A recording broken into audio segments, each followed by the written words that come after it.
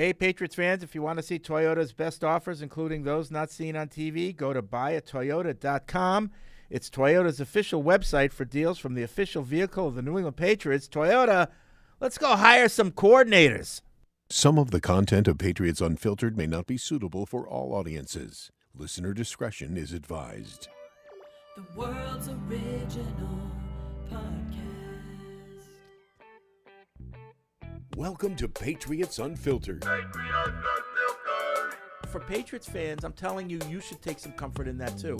Just my advice. I'd love to tell you how you should feel. Yeah. Do you think Big Jim's going to get an Atlanta Falcons hoodie to kind of troll the No, Patriots? I know you get your feelings hurt on those things. Who Sex does a tape. Google search of Brandon Spice's junk? And Frank goes, I have seen it. Paul starts grilling you. Have you seen Brett Favre's junk? Yes. Have you seen so-and-so? Yes. I go, and I just go, I don't get that. Hardy used to be a magician's assistant. I found out yesterday morning that he's into magic, and I am too. We wouldn't just be able to talk about music. We could talk about magic. Oh, man. We could do the trick. You'd be trading tricks. And then we could talk about it. I'm more of a gadget guy, like close-up magic type of stuff. You didn't have a magician name picked out yet? Well, it was Jake Steele back then, too, yeah. When the point centers give you such a big spread, 9.5 in the playoffs, you have to 27 say, and clear. yeah, the Sharps know something, Are right? you going to make a pick or not? This is Patriots Unfiltered. Presented by Toyota's official website for deals, buyatoyota.com. All right, welcome to Patriots Unfiltered. It is Tuesday here at Gillette Stadium, and the Jerod Mayo era continues. We're all on the watch to see who he's hiring. We know he's been interviewing, or at least scheduling interviews with a lot of people, and maybe Evan, who's been keeping up with that, will fill us in on what he knows so far. But What does Evan know? yeah, defensive coordinators, offensive coordinators, Special teams. special teams teams coordinators. So, you know, we'll see what's going on there. But you know, everyone's kind of on pins and needles to see what happens with his staff. Not just us, but people who are on the staff currently Oh. are interested to find out: am I staying? Am I going? Do I want to stay? Do I want to go? You know, Who do you think would be in that position? all the trainers, all the nutritionists, all I the, thought you meant coaches. Yeah, Oh. yeah. No, that's true. You're right about that. And I would say every coach too. I think most of them kind of have an idea. It looks like, you know, and I'll give the floor to Evan with the ins and outs, but it looks like DeMarcus Covington, I think, has a lot of people seem to think that he's got an inside track for the defensive For the coordinator DC? spot. Okay. Yeah, I would agree with that. I think warranted. Yeah, he interviewed the last couple cycles for Yeah. other teams' defensive coordinators. Last year with Arizona, I believe it was, and so he's a name that's been on a lot of lists around the NFL. You know, Tom Pelissero does that yearly list of up and coming coaches, and he's been on it a couple years in a row. So I could definitely see him being the defensive coordinator, and I think a lot of these interviews, if you look at some of the other ones like Tem Lubica, Christian Parker, those guys as being interviewed for the DC job, but to actually be position coaches, kind of like what they did with Adrian Clem, I think would make a lot of sense just based off of their backgrounds. You know, a guy like Tem Lubica can be the linebackers coach. Parker can coach the secondary and maybe start to fill out the staff a little bit that way. So I think that there's some of those guys on the defense side of the ball, if you look at them as more interviewing for position coach roles instead of actual defensive coordinators interviews, and it makes a lot more sense.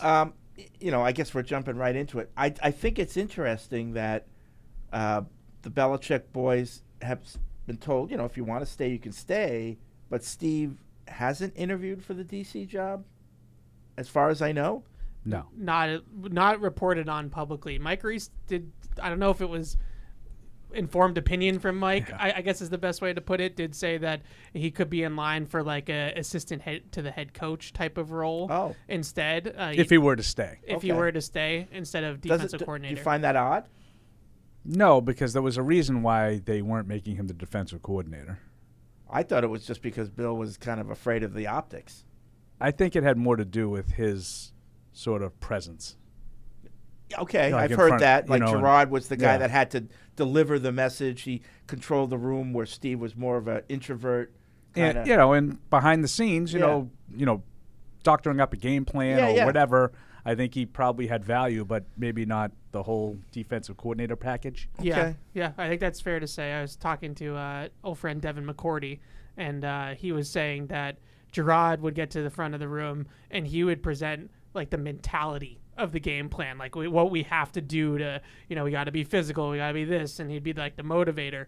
And then Steve would come in and he would give the calls and how that is going to mimic, what Jerod would say. And he said it was weird, but it just worked. Like for whatever reason, like the two of them together, it was perfect for both of their personalities. That Jerod could be the motivator, he could be the rah-rah kind of guy, and then Steve could be the X's and O's guy, and it just worked for those two guys together. So I wouldn't be surprised if Jerod is making a strong pitch to try to keep Steve around.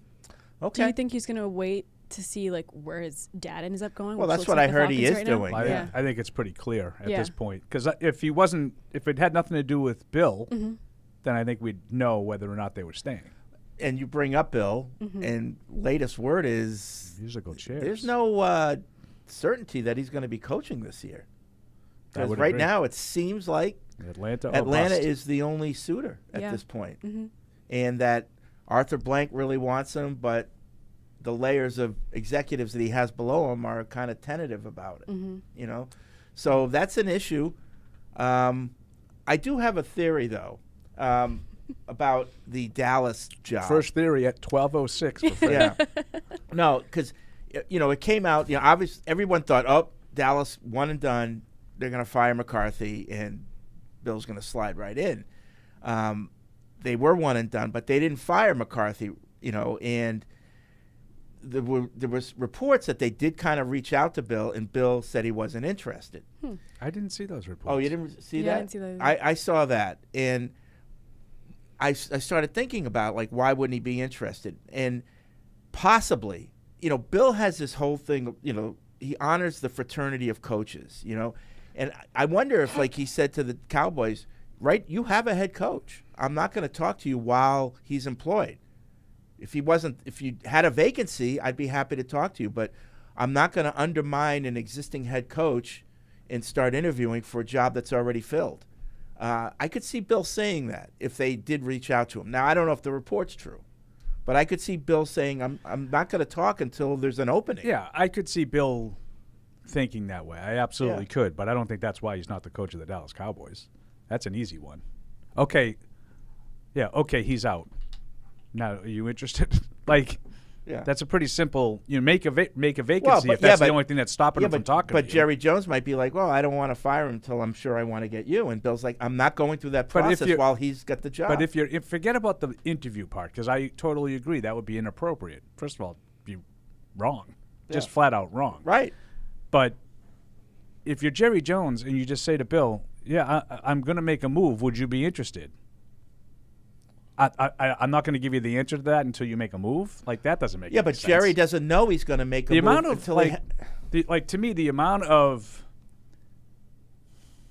obvious excuse making going around the league for the fact that Bill only has one team interested in him is really kind of eye opening. I would have thought that Bill would be one of those guys that hasn't garnered a lot of goodwill with the media, but Schefter's fallen all over himself. Florio's fallen all over himself, like just openly mocking the rest of the league for not being more interested in Bill Belichick, seemingly ignoring the fact that he's going to be 72. Yeah. Well, that's the thing. Of course it's the thing. If it was 10 years ago, he wouldn't be having this talk. Right. He would have easily gotten a job. Yeah. That's the thing. It's like teams are like, how long are we going to have him? Yeah. I think that's what the issue is with Atlanta is that, Rich McKay and Footnote, their general manager, are looking at it and they're like, so I'm going to give up my power and potentially my job because he might muscle me out For 2 years? for 2 years, for 3 years. Like what? Why? That's crazy. And these teams are sticking to their guns, and I'm sure Bill is too, saying I'm only doing it if it's this way. I'm not reporting to some CEO who's never doesn't hold my water, right? Like I'm gonna report directly to the owner, Right. and that's it. Right. And I think that in Atlanta, they're saying no, we have a chain of command. We have a setup here. So, like I said, he may not be coaching this year. Yeah, and I think that would be better for the Patriots. First of all, it's going to make Patriots fans feel better to not have to watch him coach somewhere else. Yep. That's the emotional part of it. But the practical side is what Evan talked about. I think that drastically increases your chances of retaining Steve and keeping that dynamic going within the Patriots defense. I think it'll be interesting for the Falcons. I think obviously Harbaugh is going to go to the Chargers, but I think Well, why do you say that? Because why not the Falcons? He's Vrabel's also interviewing for the Falcons, so maybe they'll go with maybe Vrabel goes. To but maybe it they're sounds like the Falcons want to go with like a Ben Johnson, Mike McDonald, like one of these young up and comers. Yeah. But it is interesting that they had three heavy. I mean, in my opinion, three heavy hitters. Yeah. Oh, absolutely. And so I was just looking at it. I'm like, well, if you couldn't get Bill because he's 72 or going to be 72, what if you get Vrabel, who came from his tree, but he's younger and it'd be like almost Bill or someone that could be Bill. Maybe. I don't know. A younger version. Yeah. But I kind of agree with Tamara. I think it seems like the Chargers want Harbaugh. I agree with that too. And it makes sense. Yeah. He's an offensive-minded I guy, think it'd be former a great quarterback. Great hire for them. Great for Herbert. Yeah. You know? And a good program builder. You know, and that's what they kind of need. They need some stability and some foundation being laid. But I just with Bill, I it's not like I don't want to like make it sound like a victory lap, right? But at some respects, I have a little of that going on too. He's 72 years old. He's coming off a 4-13 season. The Patriots fell apart under his watch over the last 3 or 4 years. And good for the rest of the league. Like, good for the rest of the league for recognizing that you are hiring this version of Bill Belichick. You're not hiring the Bill Belichick from 10 years ago, who is unless Bill has a story privately about why things went bad. Oh, I'm sure he pins does. it on somebody else. But good on the people that are doing the hiring to not buy it. Right. Is Evan's point. The reason why you're hiring Bill Belichick at this point, he's a great coach, but the reason why you're really doing it is because of the publicity, right? Like because of how much it's going to bring attention to your organization. And for a team like Atlanta, who's second fiddle in their own market to a college football team, that could bring some of that cachet, some of that bravado. But everybody else seems to be like, thanks, but no thanks. Yeah. And I think I understand it. We understand it more than probably anybody. So would. Evan's trying to stay humble, even though he's not really being humble. That's my favorite thing to do. He was right on Purdy. How's the first round pick coming that the Patriots are going to get for Belichick? Oh, I think teams will give a first round pick for him. Right. He can't even get hired right now. Yeah. Right. And there was like 7 jobs. That's true. Yeah. Yeah. Like first round pick for a 72-year-old coach. I mean, there's like 5 openings right now as we speak. Yeah, Panthers, Washington. Well, the Titans are going to be Titans, Callahan, right? Atlanta. Panthers, Washington, Falcons, Chargers. I'm missing. Who's the 5th? There's one more. Commanders, you got them? Yeah. The Buffalo Bills. No, just kidding. But anyway, I actually think that he saved himself. Yeah. But I mean, those 2 were the ones I was watching, Buffalo and Philly. Yeah. And it looks like both of them are going to end up staying. right. But you know, those teams might be waiting for Detroit to get knocked out or their season to end because they want to hire Ben Johnson. Yeah. You know, Right. so there could be people that are still involved in playoffs that teams are waiting on. That definitely sounds like the case in Washington. Yeah. Washington, I think, is going to throw a whole lot of money at Ben Johnson as soon as their season's maybe over. they'll try to make Bieniemy their head coach. I think that's an unfortunate interview. That was done for the wrong reasons. But All right. Washington? yeah. So that's the coaching carousel. The games, I thought they were a lot better games than they were the week before. Oh, yeah. Yeah. 3.5 great games. Yeah. Really. I mean, like the first half of the Baltimore game was good, and then Baltimore showed you why they're the top seed. But the other 3 games were great. Wide right. How about that, though? But I'm just going by the game. Like the game was terrific. No, that was part of making it terrific for me. Oh, like I think they would have lost either way. That's probably right. Like they couldn't stop them. Yeah. Buffalo didn't stop Kansas City all day. Yeah. Kansas City didn't stop Buffalo Yeah. really all day. I think they punt. Would they punt once or twice each? Yeah. Yeah. I just love the Monday morning quarterbacking with Josh Allen on the final drive. It's like, if Chris Jones isn't in his lap, then the second down throws a touchdown. No. Right. And then we're talking, like, what are we talking about here? Because when you are so insanely jealous of other teams that are actually good, Yeah. that's what you resorted So to. Now, third down, you can make the watch argument. watch the rip job that Mahomes will get this week. Yeah. Because everybody will, like last week, it was kind of half and half. I hate Buffalo and Kansas City equally. This week, everybody will be rooting against Kansas City. Oh, yeah. You think? Here, Oh, yeah. I'm talking about here, not nationwide. Not the Swifties, but Here, everybody will be rooting against Mahomes because he's not as good as Tom. Well, we got to keep him from being the GOAT. Correct. Right. God, Which is so transparent. The Allen thing. Well, I'm not transparent about it. You're not. I'm transparent about it. That's what I said. Yeah. It's I'll so own transparent. it. I'll own it. Like I want. But Tom, you don't. But you know the difference between you and most. What? You don't say that Mahomes sucks. Oh no, I just You don't just want don't it to want be as him good to as Tom. achieve as much as Tom has. Exactly. He Yeah. won't. Yeah. And I don't want the Chiefs Yeah. to achieve as much as the Patriots Right. did. I mean, the chances are overwhelmingly against that, but it doesn't mean he's not great. Yeah. It doesn't mean he's not just as great. I like fabricating reasons to root against teams. The problem. Sure. The problem for Mahomes can't state it any plainer than that. is that his two other pillars are going to retire. Andy Yeah. Reid Yeah. and Travis Kelce are not in it for the long haul. Travis Kelce is. Some are saying that he might retire after this year, Yeah. Just to get married? potentially. As well as Reid. Yeah. Well, Reid talks about it every year. Yeah. So one of these years he's going to do it. Yeah. Yeah. So what happens to Mahomes? All-time great player, but what happens to the Chiefs team? So if he left, it's no Kelce and no Reid. let's go to Tamara's Eric Bieniemy for them. If he left. Yeah. They brought Matt Nagy back, I think, with the intention of trying to organize a succession plan to Matt Nagy. I would take Bieniemy over Matt Nagy, Yeah. but I'm just saying that's what it looks like, at least. But It certainly does. Bieniemy going back there as the offensive coordinator again or something like that would definitely make a lot of sense. Yeah. Or maybe he can come here and be the offensive coordinator. But I do love those games. And it kind of stinks for me. It was like the Rams and Lions game 2 weeks ago, whereas like I just find myself wanting the team to score every time. I'm like wanting Kansas City and Buffalo to score every time. Yep. I wanted I wanted to watch those two guys Yeah. just continue to make play after play after play. That one play, that one throw that Diggs didn't come up with. It was amazing. 70 yards in the air, Well, like right in his That's hands. what I said to Deuce. I said, who do you think is happier right now? You for Diggs dropping that bomb or Evan because Purdy pooped his pants? Yeah. Almost. I was Well, you so were close. did. right on Purdy. He rescued it though when the game was on the line. He did. He was balls. Good job by Kyle. yeah.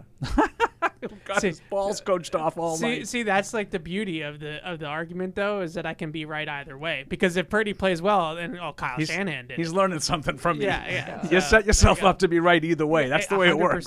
100%. Great last. And script Jordan by Love, Kyle. he's getting closer, into a but he pumpkin. still needs, Yeah. a little bit more. Yeah, that I like the that way throw he. was terrible. I like the way he turned his season around, though. Like I feel like at the beginning of the season, everyone was like, "Oh my God, Yeah. he's horrible. What did they do?" But Yeah. then he. I think he's got a bright future. So one Yeah. of two things happens to Green Bay next year.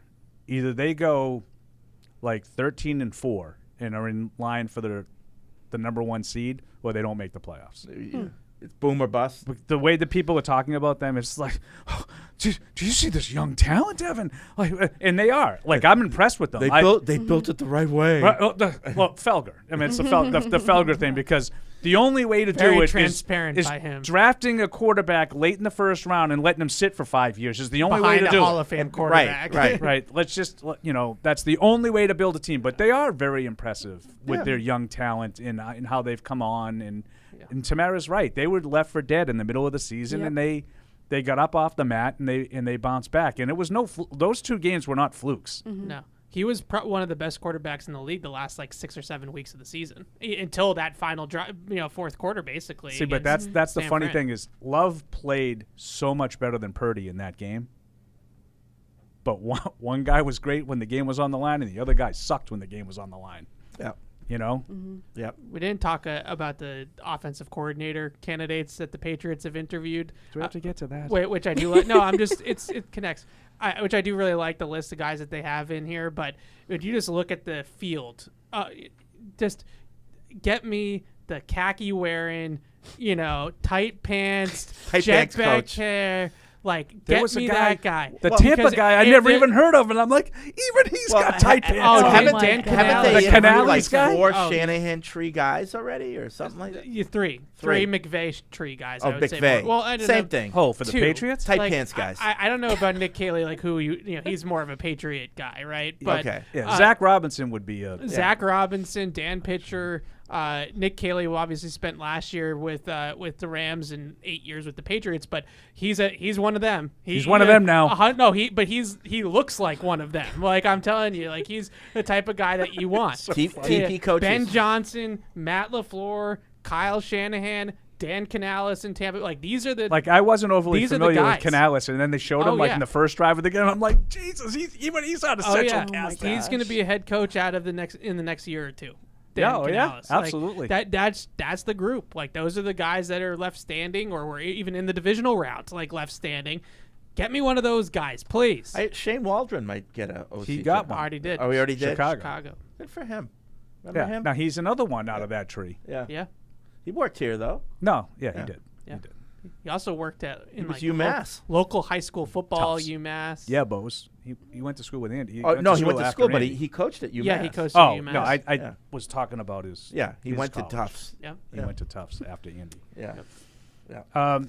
I think Robinson I'm really intrigued by for the obvious reasons that Evan talked about with the connections. I want With the khakis and the like so we got the tight clothes, yes. handsome gentleman. We're getting a lot of Ask PFWs, Fred, that are sort of asking why all of a sudden we're changing.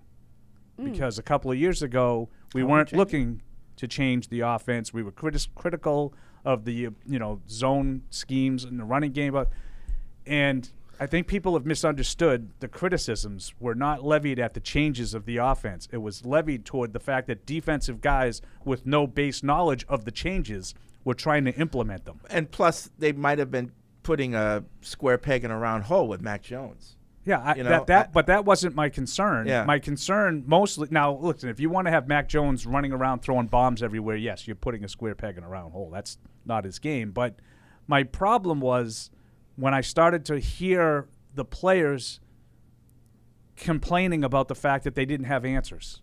Yeah. About the offense that they were trying to implement. Yeah.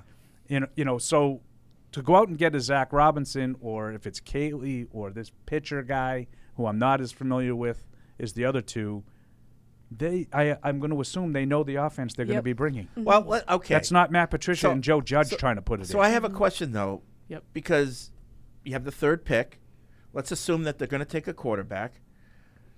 Can you, with the three guys that are going to be there, it's Caleb Williams, it's Drake May, or it's Jaden Daniels. Yep. Is it interchangeable in terms of I already know what kind of offense I have? I can put either one of those Nope. three guys in, or do I have to wait to see which guy I have before I start thinking about my offensive philosophy?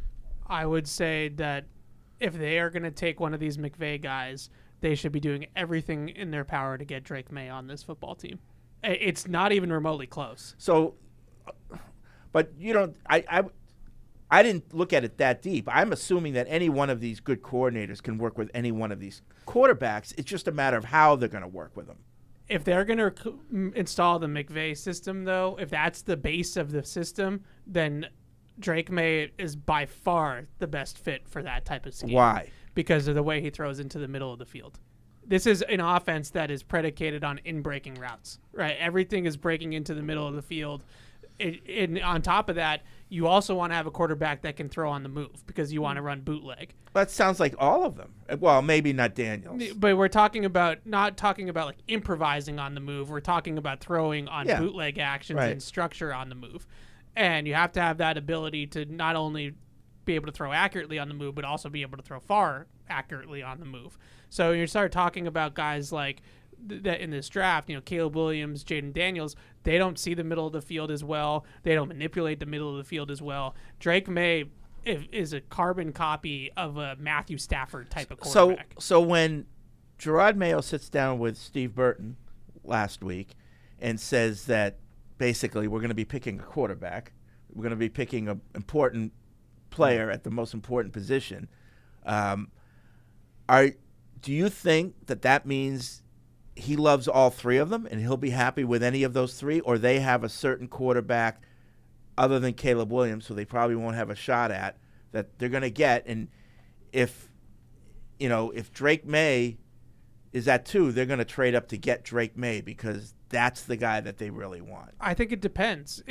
When you get these guys in for the interviews, especially the in-person interviews, when you get them up on the whiteboards and stuff like that, what's your plan with Jaden Daniels? Because he's a unique talent. It's a different type of quarterback. He's not going to come in here and hit the top of the drop, get the ball out over the middle on time accurately with zip. Like, that's just not his game.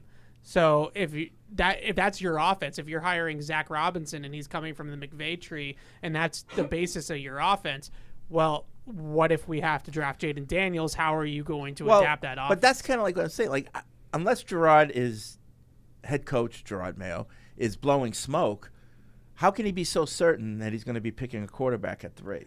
I mean, I'm going to give him a little bit of a mulligan. Say he got maybe a little bit over his skis. Okay. No, I'm serious. All right. Like, I think that Too excited? Mm-hmm. Well, I think that my big takeaway from, we're not even a full week into the Mayo regime yet.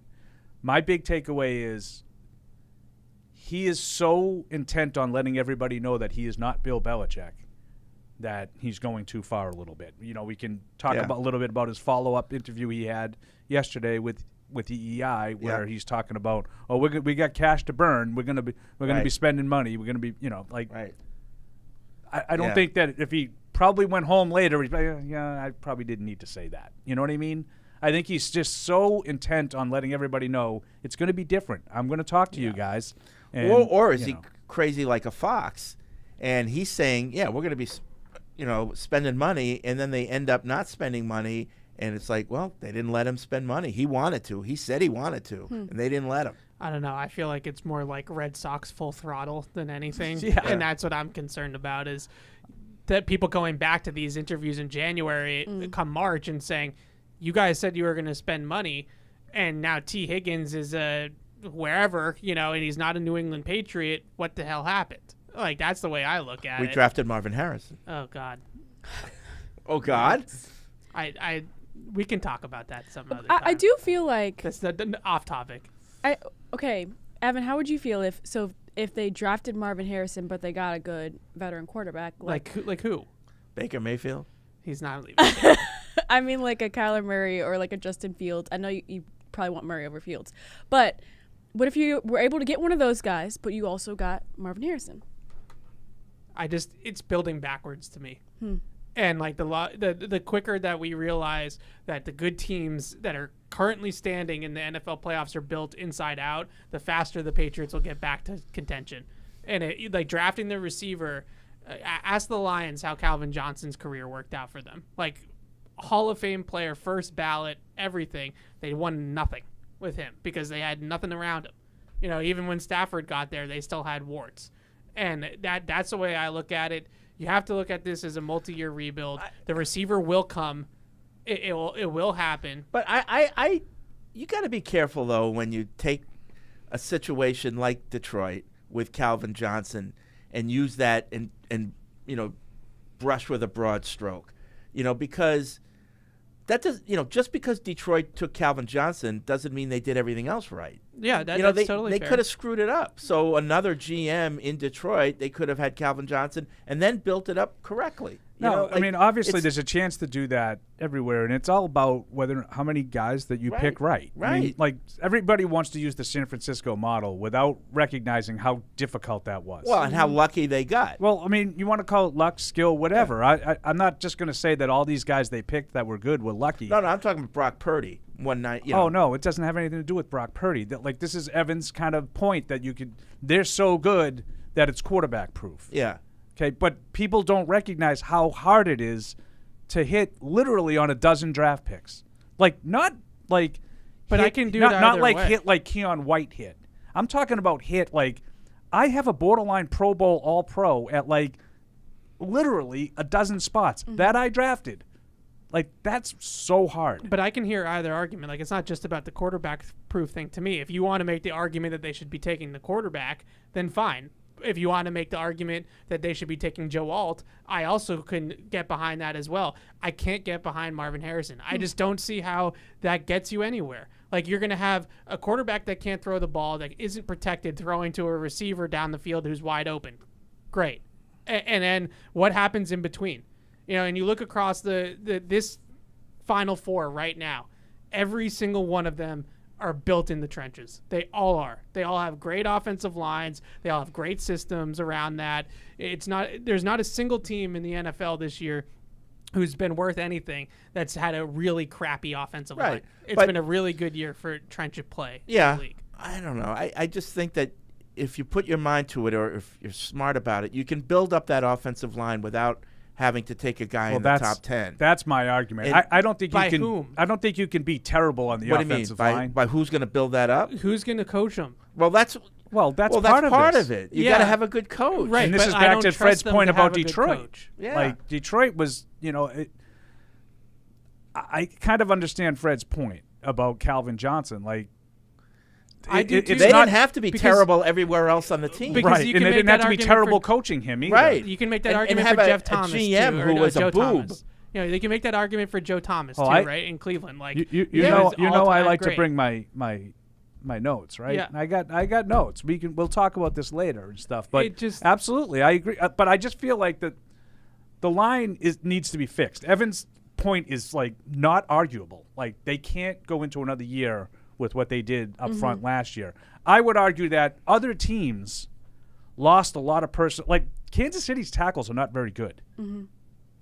But it's a pretty good offensive line. They're really good in the middle. And probably well coached. And they also have the best quarterback in football who covers up a lot. The inefficiencies. I mean, one of the biggest plays in the game on Sunday was that play where the two Bills guys, it wasn't a blitz. They disguised it perfectly.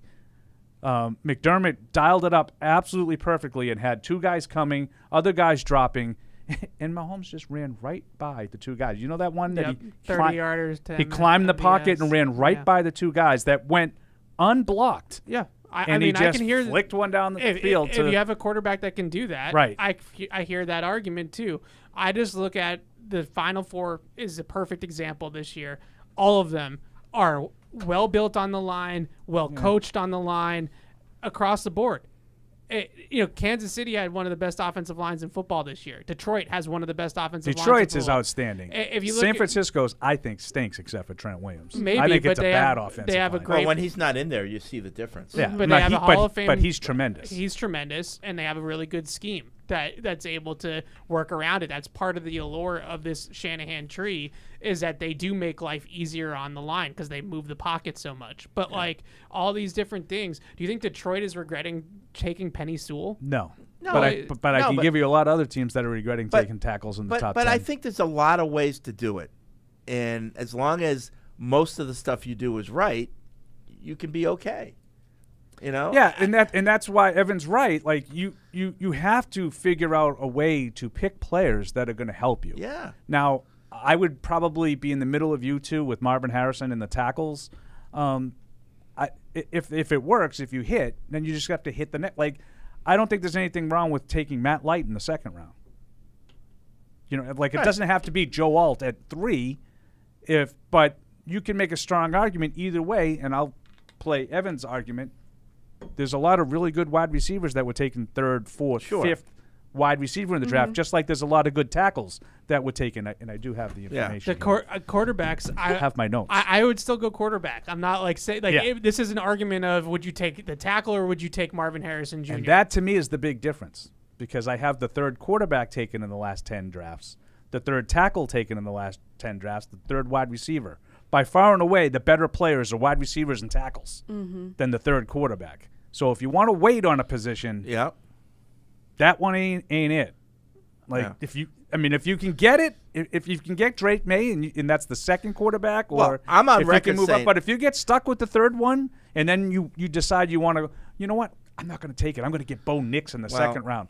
That's probably not going to work. Yeah, but you said if you get stuck. If I feel like I'm stuck and I got to take a quarterback, I wouldn't take him. No, I wouldn't. I gotta really like the guy. And that's where I've been big they got to get a quarterback in this draft. I've been big on that. Yeah. But if it works that you don't think as much of Jaden Daniels as you do May and Williams, I think you have to take a tackle or there's a guy else. later that you think is just as good as Jaden Daniels, then wait. You know? I'm just going to tell you that guy's not going to be as good either. I just need to see. This is probably a better conversation to have like in April in the lead up into the draft, because absolutely, if they have a really strong coaching staff and they have a good free agency and they're plugging, but the problem is that if you look at the offensive linemen available in free agency, Mike Onwenu is the best one. Oh wow. So you're making a lateral move even by bringing him back. You're not adding to anything. The second best tackle is like Tyron Smith, who's 100 years old. Yeah. Trent Brown is probably the third best tackle available on the market because these guys don't come available. There's not enough of them. So if you have a good one, you're not letting the good ones come available. And in that's free what made agency. their approach last year so curious. Yeah, because they in had the some last couple options. of years. They had some options last year with guys who quote don't come available like Orlando Brown. Yeah. that they could have made a McGlinchey. run at, and they chose not to. The last couple of years, the draft especially, but also last year's free agency class with tackles, they just punted that spot down the road consistently. They started with Joe Tooney. They screwed up, and they haven't recovered since.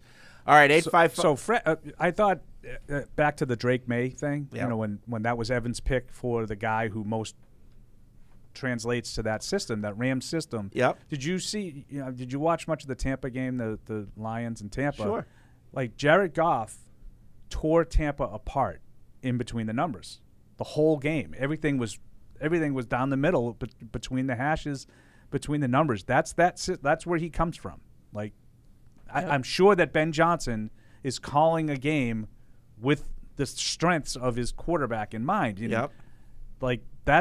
Goff was pretty good in that game. I'll be curious to see how he plays outdoors because he hasn't. He got away with a couple. He hasn't played. The one in the end zone to Dean was a flat drop. He's got to catch that. That was just a bad drop by Jamel Dean. He's one of the best passers in the league when kept clean, and luckily they keep him clean a lot. So it's a tough task with San Francisco, but. I just watching the way they approached it, as Evan was talking about what May does well, that's what I was thinking, is the Rams system. That's Stafford now. It was Goff then.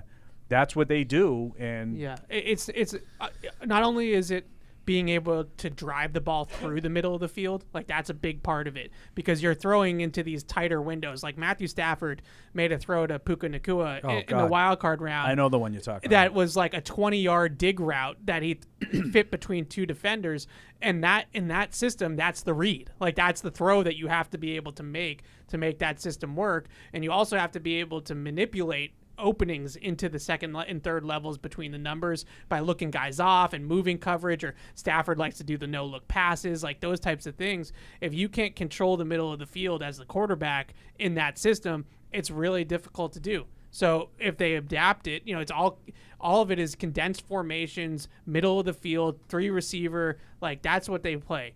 And if you are going to draft Jaden Daniels, you want him in a spread. You want the field wide open, everybody spread out, and that way it's simplifying the read, and it's also allowing him to use his legs when he needs to. If you're asking him to just sit there and dice you up in the middle of the field, that's not the guy for I'd you. feel a lot better with if Evan was making the pick. No, if Jerod Mayo saying we're definitely picking a quarterback if I knew who our offensive coordinator was, But we'll looking have at that all the person in interviews, place. this is all 3 of those guys are connected to McVay in some way, shape, or form. How hard is it going to be? How hard will it be to trade up to get Drake May? Well, if you're going from 3 to 2, I mean, you could swing that. It's all dependent on Chicago and Arizona. If they stay with Fields and Murray, then you can trade up. Yeah. But if they both, if they want Williams and May, you're not. Right. If that's who they want. There's nothing you're going to give, really, that's going to do that. Yeah. The other thing that really stood out to me over the weekend was just how many throws were made by guys that I said to myself, Mack and Zappy can't make that absolutely throw. not. Yeah. Like they can't move and make that throw from that arm angle or from that's the game now. That platform, that footwork. That's the game now. Like you have to be able to throw from a muddied pocket without your feet set. If you can't drive the ball without having a perfect feet set, step into it and throw, then that's just not going to happen. The pass rush is too good now. They're too good at disguising the rush. There's too many good edge rushers coming up the around the corners on you and stuff like that. And you it have wasn't to be able just to do that. it wasn't just Mahomes and Allen either. Like your guy, let Baker bake. Yeah. Who didn't have a great game, but he made some unbelievably ridiculously good throws. He went to Cade Otton on the Oh, side. my That God. was crazy. Yeah, he just screwed up at the end. All right. Look at how upset he is about that. Well, no, Well, I he was missed- rooting for the other team. He missed some throws I in the picked the game, other but team. but I thought he gave his team a chance to win. If I were Tampa, I'd take another run with him. Yeah, I would say it worked. 100%. They liked him. I think you have a chance to get Mike Evans back. Yeah, I would roll it. I would roll it back. It's a bad division that you probably would be favored to win again. All right, 855-PATS-500 is the Ace Ticket Hotline. Web radio at Patriots.com is the email address. Let's see what you have to say. Dan's in New Jersey. What's up, Dan? Hi, everyone. So as we're waiting on Bill to see if he gets a bite, I have a hypothetical, just hear me out, but also an aside. Today's the 19th anniversary of the AFC Championship game against the Steelers. And in my news feed, I get a clip, it seems like every day. It's just a reminder of just how good we had it for so long. And in this particular clip, it's Rodney Harrison intercepting, Ben Roethlisberger taking to the house, right? The game is 24-3. It's almost half. And then they cut to Bill, and he's chewing out some poor offensive lineman. I think it may have been Keith Traylor or something. But, here's this is probably crazy, and as fans, we tend to think about, a player's legacy more than the principles involved. But hear me out. Do you think there was ever a chance that Bill and Tom would have gone out together? Or, obviously they're two big egos, and obviously neither one was done 5 years ago. But do you think if Kraft had sat him down and said, listen, give me 1 year, can you go out together? No. The greatest coach-player relationships. He could play it up like this is, the fan base will eat this up. Well, I think, but I think both of them wanted. I think both of them wanted one more year. They don't want to be told you can only go one more year and go. It'd be great if you went out together. I don't think they could be told that. Yeah, Tom wanted more money as a sign of respect, and not just he wanted money. to be wanted. Yeah, he wanted to be wanted. Seriously, and to show that he wanted a longer-term contract for market money, and Bill wasn't going to give him, and Robert sided with Bill. And you weren't going to be able to tell Bill and Tom, you need to do this. Like, they had to want to do it. And I don't think Bill wanted Tom back. And because of that, I don't think Tom wanted to be back. Sentimentality wasn't going to make it. No, and thanks, Dan. And, if there's anyone that could convince somebody to do it, it's Robert. He's a master negotiator and diplomat, but not in this case. He couldn't do it in this case. I wonder, in hindsight, if they would have rather have treated 2018 as the last dance.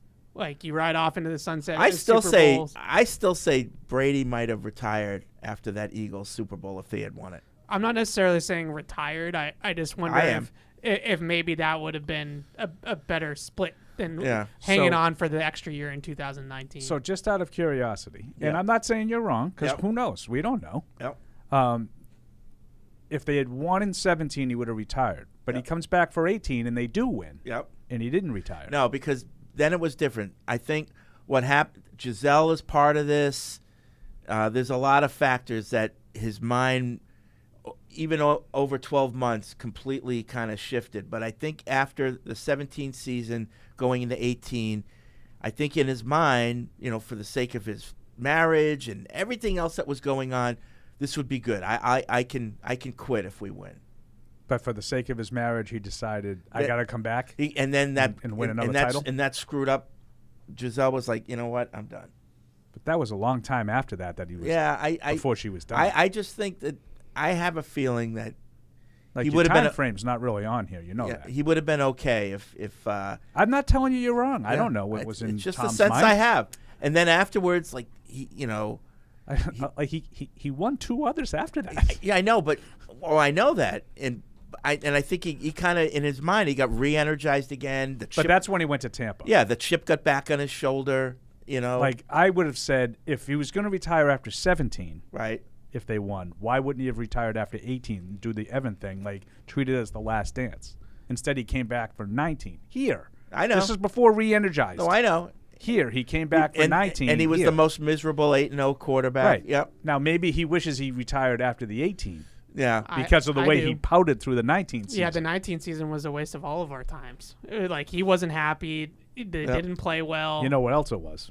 It was the dawn of the Deuce era. Yeah. We haven't had we haven't had nice things since. That's part of it. That's part of it.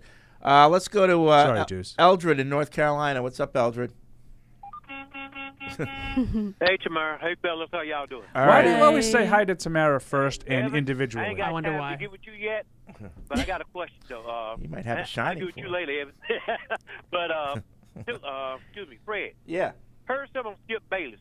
Y'all was talking about Robert and Bill a few minutes ago, right? Yep. Okay, according to Bayless, because he was hoping the Harbaugh would go to San Diego, and he said he hoped Bill didn't get it, and said him and Robert had a fallout after the 19th when he told Robert that Tom was done and he wanted to move on, and he went ahead and did it. Then he said, Robert said, didn't he go win the effing Super Bowl? That was and after that, they was cold for a couple of years. Yep. They've been like not speaking. Is that true, or is that just? Well, I don't know. It was part of a Seth Wickersham, Don Van Natta report. I don't know. I don't know. On ESPN. I could hear Robert saying that. I could, and then he goes and wins the Super Bowl, and I could, but I don't know if that's true or not. I don't know. Okay, according to what they said. But other than that, I'm like everybody else, just waiting to see. Yeah. And what are we waiting to see? Everybody, everybody keep wanting Drake May and Caleb Williams. Like I said before, Caleb just came out and said he don't want. If New England draft him, he ain't gonna play. And Chicago. Yeah, he also said he wasn't coming out of school. How'd that work? He's coming out of school, but I don't think he would do that. Yeah, but I don't know. He'd play I'm for just the. wondering, if somebody I will wants make to a play for prediction me, that he'll I play want for to the draft team him. that drafts him. That'll be my prediction. Now, Your prediction. there's a couple All of right, examples I have a where good that one. didn't happen.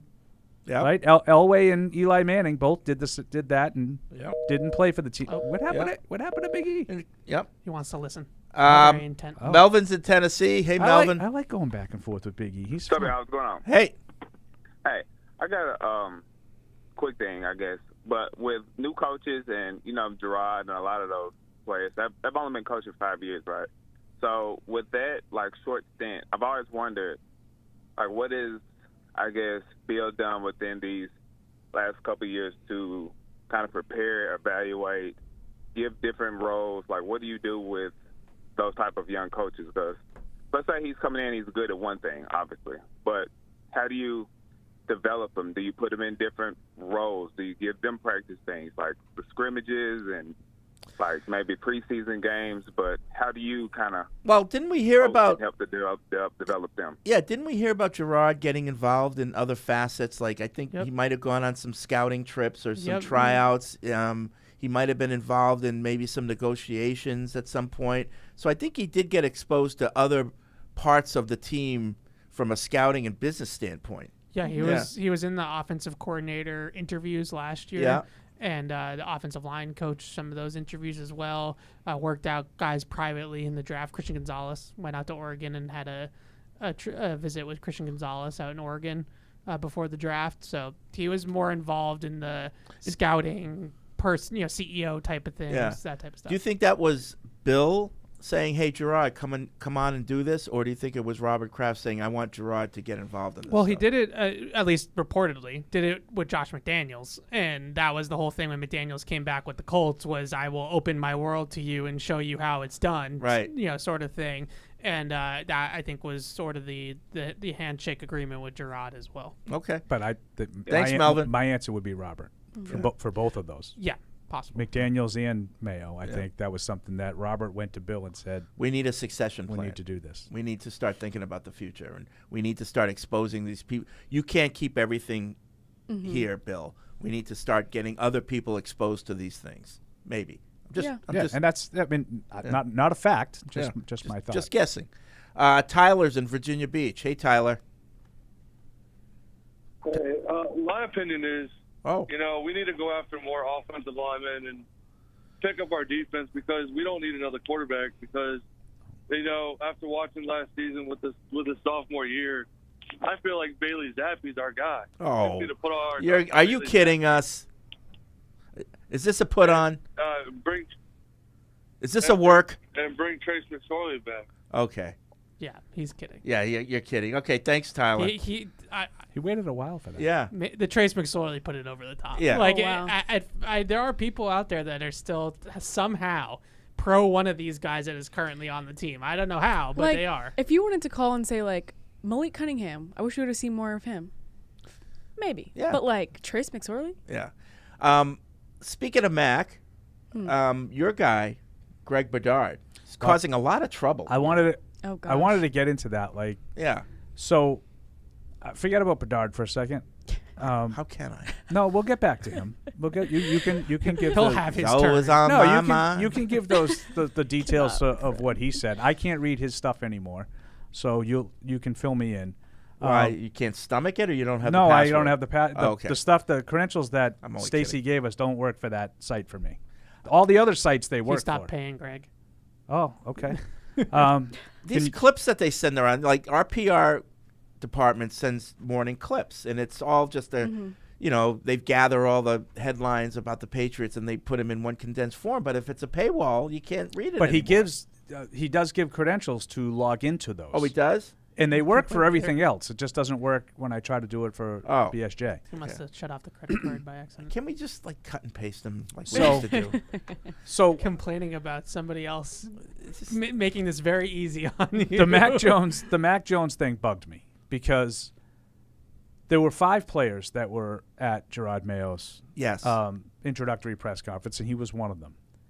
And suddenly that became, might he be back next year? Like, that was one of your guys, though. We jumped through hoops to find some long road to grandma's house every single time, and I don't really understand it. The fact that he was present at the press conference is telling you that they think that he could be back next year and start? That's not what I'm talking about. No. You're talking about a counteraction to that report, Yeah. those reports, which you can go ahead. Well, no, your guy, and I didn't read it either. So if I'm not getting this 100% right, I apologize. But he had a source, being a player, saying, "What's he doing there? He's, his locker's been cleaned out, and he comes in workout stuff like he's been here." Yeah. Called him out for being fraudulent. Yeah. And said there's not even a hanger in his locker, and that I saw on Twitter. Yikes. The hanger in the locker thing I saw on Twitter made me laugh. It was weird seeing him there. Like the Bentleys, the John Joneses, Devin McCourty's, like that wasn't weird to me. Seeing Mac Jones there, that was strange. See, I don't mind that he was there. It wasn't to me. He's under contract. I agree he's with on you, this Fred. team. I'm with you 1,000%. Like, why wouldn't he? But be why here? does it mean that he should start next year? Right. Like he that's a leap. Like I don't understand. But seeing he's him, on the team and he went to the press conference of his new coach. I get it. Even the people that are detractors have to admit that he's a workout warrior. He I think these detractors would say he's not. No, but Bill, and he did not look like a Bill said, workout warrior at said press conference. By the way, he's in early. He's out late. He puts in the work. Everyone says that. I've never heard you get here in the I've never heard anyone say, During "Oh, the he doesn't. season? He's not. He doesn't put in the effort." So I can absolutely see him being here. I'm with Greg, I'm with Greg's source on this. Okay. I am. I just I don't feel as though I think Mac does this type of stuff as politics. That's how I feel. I think he does this kind of stuff because he knows it's going to look good in the owner. The owner already has a soft spot for him. We know that, and he's going to see him. It's not a mistake that the guys that were there. I don't think that Jonathan Jones and Jawan Bentley just showed up because they felt like it. Well, what do you mean? You think they were asked to be there? Yes. Okay. Because those are two guys that are very representative of the organization, two stand-up guys. Yep.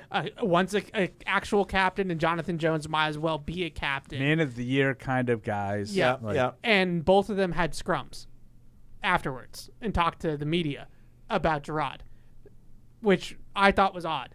Okay. And interesting. Unless they were no. Ask, hey, can you represent players up there. Yeah, no, I could see that being the case. And then Mac comes in, and I agree. Like, and then some of the other people on the beat who maybe they've talked to people, I don't know, have squashed this and said that this is what he does. But what he has done working out in the facility last year doesn't mean that he's working out in the facility this year. It doesn't. But again, like I kind of, not that I'm not advocating him to be the starting quarterback next year, but he's a human being. He was a captain. He's under contract. He's still part of the team until further notice. Yeah, I have no problem with him being there. I don't either. I don't know why people do. I don't think there's a lot of people who, his teammates aside, his teammates seem like they did because they feel like whoever the source that Greg had. His teammates that were questioning, his motives. That's different. I'm not questioning his motive. I'm saying I don't understand how that. I read one piece, and I don't remember where, that said they literally took him out of the weight room that day, and he came upstairs. He happened to be in the weight room that day, and he came up. Like, okay, I'm sorry, that's not part of the conversation at all. Like, I think you're trying to portray something that isn't there. Like Evan explained, this he works harder than everybody else kind of thing, which I think probably rubs some players the wrong way, because they don't think it's true. I have no problem with him being there. I don't for most angles that you guys have already brought up. I just think that this is a player that has already lost faith in the locker room. Like, the locker room does not believe in Mac Jones at this juncture. Right. And I think that he goes about certain things, and it's not necessarily on purpose or malicious or anything like that, but him being there, I think, is him playing the game. I think it's him. It could be. And I think that a lot of ways he carries himself like a starting quarterback in the NFL. I agree with Fred to an extent that I think that he does put a lot of work into it. I think that he does watch a lot of film and work out. He does all of the right things, but when it gets on the field, it doesn't translate. Right. And just my point would be, I guess in a nutshell, I don't need my quarterback in the middle of January in the weight room as proof that he works hard. I don't need that. I don't. To me, it's performative. But if he wants to do it, I'm all for it. I don't need it. I'd rather have him working on film and doing something else, or trying to figure out how he's. I think never lifted a weight in his life. This is true, and I was going to get to something on that, but never mind. All right. But I do think that there is an element of him sort of maybe trying to figure out a way to get out of here. And he figures that might be the best way. All right. Paul's Food's here, so we got to get out of here. We'll be right back after we eat and take your more calls and emails. Get in on the action with DraftKings, the official daily fantasy partner of the New England Patriots. New customers can download the DraftKings app now and play free for millions in prizes using code PATS. That's code PATS, only at DraftKings. Minimum $5 deposit required. Eligibility restrictions apply. See DraftKings.com for details. iPhone 15 Pro on Verizon. This holiday, trade in any iPhone in any condition for the new iPhone 15 Pro with titanium, Apple TV 4K, and 6 months of Apple One. All on us with Unlimited Ultimate. Go to your local Verizon store now. 6 months of Apple One, then $10 per month. $999.99 device payment or full retail purchase with new smartphone line on Unlimited Ultimate plan required. Less $1,000 trade-in/promo credit applied over 36 months. Promo credit ends if eligibility requirements are no longer met. 0% APR. Apple TV 4K and Apple One offers require eligible phone purchase with activation on Unlimited Ultimate. Additional terms and conditions apply. Visit Verizon.com for details. And we're back with another edition of the PU Halftime Show.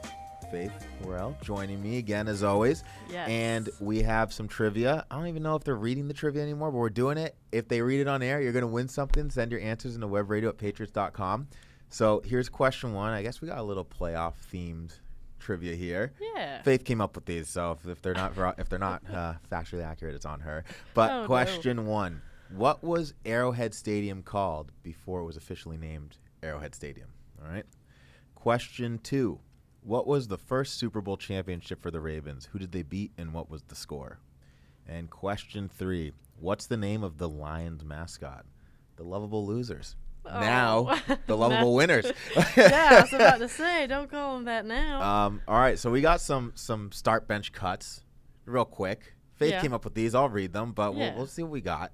So, start bench cut, QB edition, Brock Purdy, Lamar Jackson, and Josh Allen.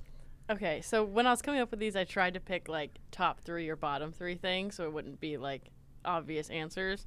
So, and since we're in the playoffs, I'm going to think of this as like, I'm in the playoffs. Who do I want leading my team at QB1? I think I'm going to start Lamar. I know he doesn't have a great record in the playoffs as of right now, and I know that there's some, like, there was some question around him, like, winning at home and stuff like that, but I think in terms of, like, command of the offense, being able to find a way to win, and just, like, the guy that I would want to trust my team with, I think I'm starting Lamar. I think I'm benching Purdy, and I'm gonna have to cut Josh Allen. Is there some recency bias to that? No, because honestly, I wanted the Bills to win. I thought the Bills could find a way to win, and I think Josh Allen is somebody who certainly has the talent and can get it done.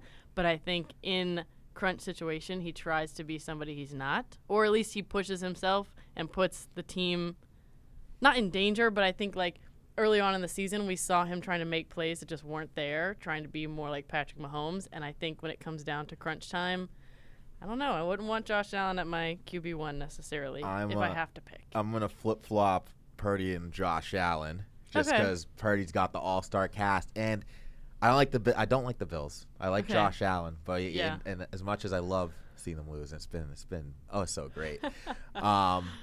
All these losses to Mahomes just aren't his fault. I know. Like he is a kicker missing a 44-yard field goal. He scores with 15 seconds left, and then they score with 13 left. So I'm gonna flip that for now. That's fair. I'm interested to see what happens with Purdy when it's time for him to actually get paid, and then we got his Avengers cast up for contracts again soon, so that'll be interesting. Yeah. All right, let's go number 2. All right, we'll go number 3. We'll go number 2 later. Number 3, coach's edition. Andy Reid, Kyle Shanahan, Mike McDaniel. This is so tough because these are 3 of my favorites. I feel like I'll go first this way. Let me hear what you got. All right, I got Andy Reid first. Yeah. Mike McDaniel second. Kyle Shanahan, cut him. Oh. And here's my reasoning. Okay. We talk about players not having the clutch factor. Kyle Shanahan doesn't have it. I think if McDaniels, I don't know if he's hooked to Tua. Yeah. I can't really trust Tua right now. Yeah. Shanahan's blown 28-3. Mm-hmm. He was the OC for that. Got the 49ers Super Bowl against the Chiefs. It always goes wrong when it matters. Yeah, I feel like this is tough because like personally, I love Mike McDaniel. I think he's a very hilarious, fun, like good culture guy. I feel like we haven't seen quite enough of the Dolphins in him. Like Andy Reid is someone who's like been around the league for so long, so I feel like he's so established. I think I would agree with your list. It's tough to cut Shanahan because I feel like he's had such an impact on offenses around the league. Like you can recognize certain like Shanahan schemes when you see it, and so I think it's tough to cut him, but I think you're right about that clutch factor, and so all right, we'll agree with Andy Reid, Mike McDaniel, and Kyle Shanahan. Let's see what happens at the end of this year. Maybe he wins it all. I don't know. Go Lions. Imagine. I like this one. All right, Bills Mafia, Chiefs Kingdom, Ravens Flock. So, truthfully, that might be my order. That actually might be my order. I feel like you got to start Bills Mafia. I mean, you got fans out there shoveling snow, shoveling their seats. Of course, being on the outside, they're kind of obnoxious, but I can't imagine how fun it must be to be a part of that fan base. And if you're fully bought in, like all the ups and downs, the snow games, like I just think they are ride or die. And I think if you were a part of it, you'd love it a lot more than when you're outside of it. So for that reason, I feel like I got to start Bills Mafia. Chiefs Kingdom has my queen, Taylor Swift, so I'm going to go with them at the bench. And then Ravens Flock, they're dedicated, but out of the list, I'd cut them. Mine's complete. I got Ravens Flock, start them. We're flipping. It was close, but we're benching Bills Mafia for the reasons you said. I think they're just getting a little cocky for no reason. They're obnoxious, for but no like if you were a reason. part of it, you would be obnoxious too, you know? Win something. Win something, and I'll put them number 1. And Okay. Chiefs Kingdom, they're new. They just got lucky with Mahomes. New? Yeah, I just come on. Like What's new about them?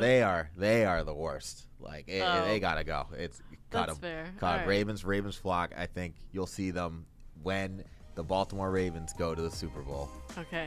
And you'll see what happens.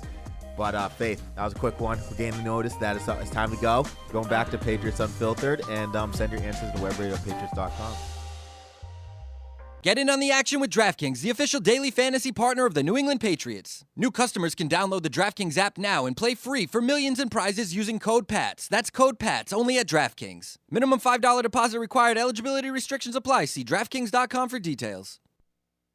iPhone 15 Pro on Verizon. This holiday, trade in any iPhone in any condition for the new iPhone 15 Pro with titanium, Apple TV 4K, and 6 months of Apple One. All on us with unlimited Ultimate. Go to your local Verizon store now. 6 months of Apple One, then $10 per month. $999.99 device payment or full retail purchase with new smartphone line on unlimited Ultimate plan required. Less $1,000 trade-in/promo credit applied over 36 months. Promo credit ends if eligibility requirements are no longer met. 0% APR. Apple TV 4K and Apple One offers require eligible phone purchase with activation on unlimited Ultimate. Additional terms and conditions apply. Visit Verizon.com for details. When someone accidentally threw away the school play costumes. Oh no. Replacements were shipped with FedEx. And with picture proof of delivery, everyone could focus on the perfect opening night. FedEx, where now meets next. For residential delivery only. Get in on the action with DraftKings, the official daily fantasy partner of the New England Patriots. New customers can download the DraftKings app now and play free for millions in prizes using code PATS. That's code PATS only at DraftKings. Minimum $5 deposit required. Eligibility restrictions apply. See DraftKings.com for details. iPhone 15 Pro on Verizon. This holiday, trade in any iPhone in any condition for the new iPhone 15 Pro with titanium, Apple TV 4K, and 6 months of Apple One. All on us with unlimited Ultimate. Go to your local Verizon store now. 6 months of Apple One, then $10 per month. $999.99 device payment or full retail purchase with new smartphone line on unlimited Ultimate plan required. Less $1,000 trade-in/promo credit applied over 36 months. Promo credit ends if eligibility requirements are no longer met. 0% APR. Apple TV 4K and Apple One offers require eligible phone purchase with activation on unlimited Ultimate. Additional terms and conditions apply. Visit Verizon.com for details. When someone accidentally threw away the school play costumes. Oh no. Replacements were shipped with FedEx. And with picture proof of delivery, everyone could focus on the perfect opening night. FedEx, where now meets next. For residential delivery only. Get in on the action with DraftKings, the official daily fantasy partner of the New England Patriots. New customers can download the DraftKings app now and play free for millions in prizes using code PATS. That's code PATS only at DraftKings. Minimum $5 deposit required. Eligibility restrictions apply. See DraftKings.com for details. iPhone 15 Pro on Verizon. This holiday, trade in any iPhone in any condition for the new iPhone 15 Pro with titanium, Apple TV 4K, and 6 months of Apple One. All on us with unlimited Ultimate. Go to your local Verizon store now. 6 months of Apple One, then $10 per month. $999.99 device payment or full retail purchase with new smartphone line on unlimited Ultimate plan required. Less $1,000 trade-in/promo credit applied over 36 months. Promo credit ends if eligibility requirements are no longer met. 0% APR. Apple TV 4K and Apple One offers require eligible phone purchase with activation on unlimited Ultimate. Additional terms and conditions apply. Visit Verizon.com for details. And now, great moments in history. Oh, animals get in the I trash. put a bungee cord over mine. But that doesn't take any time. I know. It doesn't. I just put a bungee cord over the lid so the animals So can't Eric get it. and I just like wait until the morning when I wake up. Take the barrel and push it out in the from front, the and that's garage it. to the front. You might have Right. a lot. You have to take it on the grounds. So from your house to the street is probably but I also a have cumbersome project. but For like- me, it's like 2 inches. But you know, I like don't have sandwich. grounds. All right, The sandwich You is guys state. get deliveries. Yes. Okay. Way so when too you, many. Right. So when you get your delivery, do you immediately break down the box? Yes. Like when you get it? Yes. I don't. Yeah, Of for the course. mo- for the I most wait. part. I wait until. Wait for what? I wait until trash night and then I break down the box. Well, it also That's depends. that's I'll take the inefficiency. What? biggest box. inefficient. No, it's Yes, not. it is. That's very efficient. I'll take I'm the doing biggest it all box at that I once. get and throw No. a lot of stuff in that bigger box. How long does it take I'm you to break crazy down a like box? It depends on how many deliveries I got. No, but I mean like your average box. You get like a knife or a You don't blade know or something. a It takes couple you like minutes. a couple of minutes. Yeah. It takes 5 seconds. You 5 seconds. What are you, Yes. Houdini? What are you? 5 seconds. you cut the you cut the. You gotta break it down. You gotta fold it up. That doesn't take 10 minutes, Fred. I didn't say What 10 kind of minutes. Did I boxes say do we- 10 minutes? That's another great moment from All right, breaking down boxes. We had an argument over recycling. This show is brought to you by the Massachusetts Office of Travel and Tourism. Great memories are made in Massachusetts, no matter how you choose to make them. Indoors or outdoors, scenic views or city vibes, solo or family style. Whatever moves you, whatever the season, plan your perfect Massachusetts getaway at visitma.com. We had trivia during the halftime show. I'm very excited about that. Okay. Well, we didn't have a winner for the first answer, Paul. First question, so maybe you can. That must be very vague then. What was the first Super Bowl championship for the Ravens, and who did they play, and what was the score? First championship for the Ravens was 2000. They beat the Giants 34-7. You got it. People didn't get that? Super Bowl 35. What is the name of the Lions mascot? No idea. Simba. Harley. Tamara, you want to take a shot at Simba? This? That's good. No? That's what I would have named it. Rory. Oh, that makes sense. Alex and Wilmington got that. That makes sense. And what was Arrowhead Stadium before Arrowhead Stadium? Oh. I definitely do not know. I'm not good with stadiums. War Memorial? Municipal Stadium. And guess who that was Buffalo. And I don't know if this. Guess who the winner was? Chris Gogolos. Oh. Former video director here. I wish you knew how to quit us. We miss him and he misses Everybody us. listens.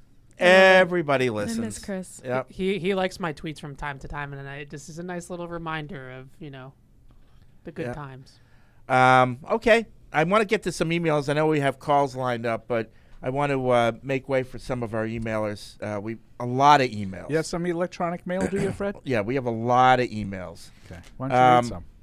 Let's see. Dan writes in, Virginia and Michigan. Paul, I don't underestimate Fred's insights into Tom Brady. Remember, Fred knows Tom intimately. This is correct, Dan. True. That's Good true. point by you. How do you? They've kissed. How do you all feel about Nick Caley as a coaching prospect for the Patriots? Is it too much of the same old people, or does his time outside New England give you hope that he would bring enough of a difference or improvement to the offense? Second part. Okay. I'm a little lukewarm on the Nick Caley thing. I would rather him not be like my home run would be to bring both of them, Zach Robinson and Nick Caley, and have Zach Robinson as the offensive coordinator / quarterbacks coach, and Nick Caley as tight ends, maybe run game coordinator. Since Zach Robinson's background's more in pass game. I'd be interested in that. I would bring both of them back if I could, but I wouldn't necessarily run to give Caley the OC title. Mike in South New Jersey, South Orange? Brunswick, I think. South Brunswick, New Jersey. Oh, Saddlebrook. He spells that out. Saddlebrook. Okay, So there you I go. know Saddlebrook. But now he's in Winchester, Virginia. So he's Winchester, not even a Virginia. New Englander. I don't know why he needs to tell me that. But anyway, just finished Thursday's show, and I don't want to spoil things, but boy, do I hope RKK's feeling about Mayo is as good as Fred's feelings for the league. Always fun to listen to you guys talk about what you think will happen after I've watched the game. Some takes age like milk. Keep up the great work. P.S. Please get Hardy back for pre and post. Can't go through another big Jim Murray experiment a year with all this other organizational change. I need some sort of continuity. Back up the Brinks truck if you need to, for the love of God. Well, now he's doing very well in the morning. That part. Back up the Brinks truck. We're not cutting into the budget. Yeah. That's the part that got Paul to laugh. Which I Yeah, think there is no budget for the post-game show. But anyway. Oh. No, he's doing well. That's for sure. Yeah, he's doing well. I was on with them yesterday. Yeah. I heard you on with him yesterday. Yeah, he's good. Cole in Denver, are you going to get Mayo on the show? Come on, Fred, use your institutional power to get the fans what they want. 30 minutes of soap with a slot featuring the Patriots' new head coach. Seriously, though, what questions would you ask him? I'd like to know which traits he is looking for in an OC. Yeah, why hasn't he been on the show yet, Fred? A little busy. The request is in. He'll be on eventually. Eventually? Yep. A little hurt by this. Well, he's a little bit busy right now, but Not busy. We'll Too get busy him. for EEI, apparently. Well, that was kind of a contractual type of thing, but we'll get him. Okay, I'll back off. Yeah, but what questions would you ask? Yeah, I think that his offensive vision. Paul and I have kind of beat this dead horse, but do you want to win games 13-10, or are you trying to actually build an offense that could win a game 30-27? I think that's a big part of it, and a big part of how they're going to build this roster is going to be dependent on how he wants to play, not just I think, what are the type of offense, the system, like not that type of stuff, but more about the mentality of, you're a defensive minded guy. Like, do you want to score points? Like, how important is that to you versus playing, a bogged down style like they have been? Yep. Yeah. And I would just say to you, Fred, these people that, kind of mocking your feel for the league. Yeah. They might want to tune in on Thursday. That's right. Oh. Yeah. Backing up the boss, man. Yeah. Jared Fred in Vermont. indeed has a feel for the league. Jared in Vermont, 2 points, he says. Paul said last week the rate of first-round quarterbacks being bust is equal to any other position. There is no chance that's true because some quarterbacks are bust, at least in part because of the situation they're in. Can you think of any tackle, center, cornerback, or edge rusher who was talented and didn't pan out because the team around him was bad or the coaching was inadequate? This happens every year with quarterbacks. I don't know about that, but... Oh, I could think of a million examples of guys that fail for all kinds of reasons. I think some guys, and this might surprise people, some guys just don't really like playing. Yeah. They do it because they were given a gift. It's a lot of money. And in some cases it's a gift of size. And, I can think of one guy on the Patriots last year that fits I that. mean... I'm not going to name names. There was a guy, remember Justin Smith, edge rusher? And I think he got drafted by the Bengals. Sounds familiar. And he was a great player. But not with the Bengals. Didn't he get traded? No, with the Bengals. With the Bengals? He was like the 4th overall pick. He was a really good player. All right. I didn't think he was as good as he should have been. I think we're thinking about the same guy. Maybe. I don't know. He was pretty good. Okay. But how about Robert Gallery? Yeah. Well, he just stunk. Exactly. But where did he get taken? Yeah. Eric Fisher was the number 1 overall pick of the draft. And he was kind of Yeah. There definitely have been guys that non-quarterbacks that have just been fine or have had long careers but were never as good as the pick. Well, how many first-round defensive backs get taken that you just never hear of? They're just nondescript. This is my point. There's busts at every position. Yeah. Like Jeff Okuda. And I'm not saying with they're the 3rd bad pick players. of the draft. They're just not. Good job. Yeah. Patricia. Right. No, my point is when it's a quarterback, it's there forever for everybody to remember. Yeah. Because it's such a high-profile guy. We've been talking about Caleb Williams and Drake May for 6 months, every day. So when inevitably at least one of those guys is just average, he'll be considered a colossal bust. Whereas Andrew Thomas is taken at tackle at number 4 and is just meh. No one's going to talk about that in 10 years because no one's going to remember him. I will say that the tackles lately have not panned out quite as well, and I think that the offensive line play league-wide is not as good as it used to be. So I don't think it's just on them that they're not talented enough, but the training, the practice time, the padded practices, there's just not enough of that. It's not talent. Guys get taken, and this is why I get mad. Robert Gallery might have been talented. Listen, I'm not going to pretend to know intimately every single guy in the draft. But when you talk about these quarterbacks that bust out, when you're a quarterback, Blake Bortles is very talented. There are reasons why guys don't make it, and there's a lot of them. It could be like the emailer said, and he's right, to bring in all the other factors, like a lack of support, a bad offensive system, maybe a system that didn't fit his skills. Maybe it was poor offensive line play. Maybe they never had a defense, and he was always trying to do too much. And, David Carr getting the crap pounded out of him every week, whatever. Right. There's a million different reasons, but when you get taken that high in the draft, very rarely do they look back at a bust and say, you know what, that guy, he wasn't good. He just didn't have any ability at any position. I'm not telling you never, but a lot of these guys, and that's why it bugs me when they say the number 1 overall picks never do anything because they don't count like Jared Goff or Matthew Stafford because they're not doing it with their original team. Right. The idea is to pick a guy you think is talented enough to be taken in the slot that he is. And I don't know how anyone can tell me Matthew Stafford wasn't talented enough to be the number 1 overall pick. Yeah, that's the hardest part of the draft. The hardest part of the draft is these are all human beings. And whether it's situation, whether it's motivation, whether it's any of these other factors. Is he Brady or is he Jay Cutler? They can all replace the talent. It can all supersede the talent if they're not wired correctly, Right. if they're fragile, if they're not motivated. Right. If It's a they're, big all jump of it. from college But to the there's NFL, no way even if you're in the SEC. But there's no way of knowing if a guy is wired, to use Evan's term, like Tom Brady, or if he's wired like Jay Cutler. Yeah. Jay Right. Cutler was wildly talented. Right. He didn't care. Yep. There's a million reasons why these things happen. Also, it's like I feel like so different when you're kind of playing a sport as a hobby. Like it's not like your entire day and then turning it into a job where you're literally doing something football related all day long. Yeah.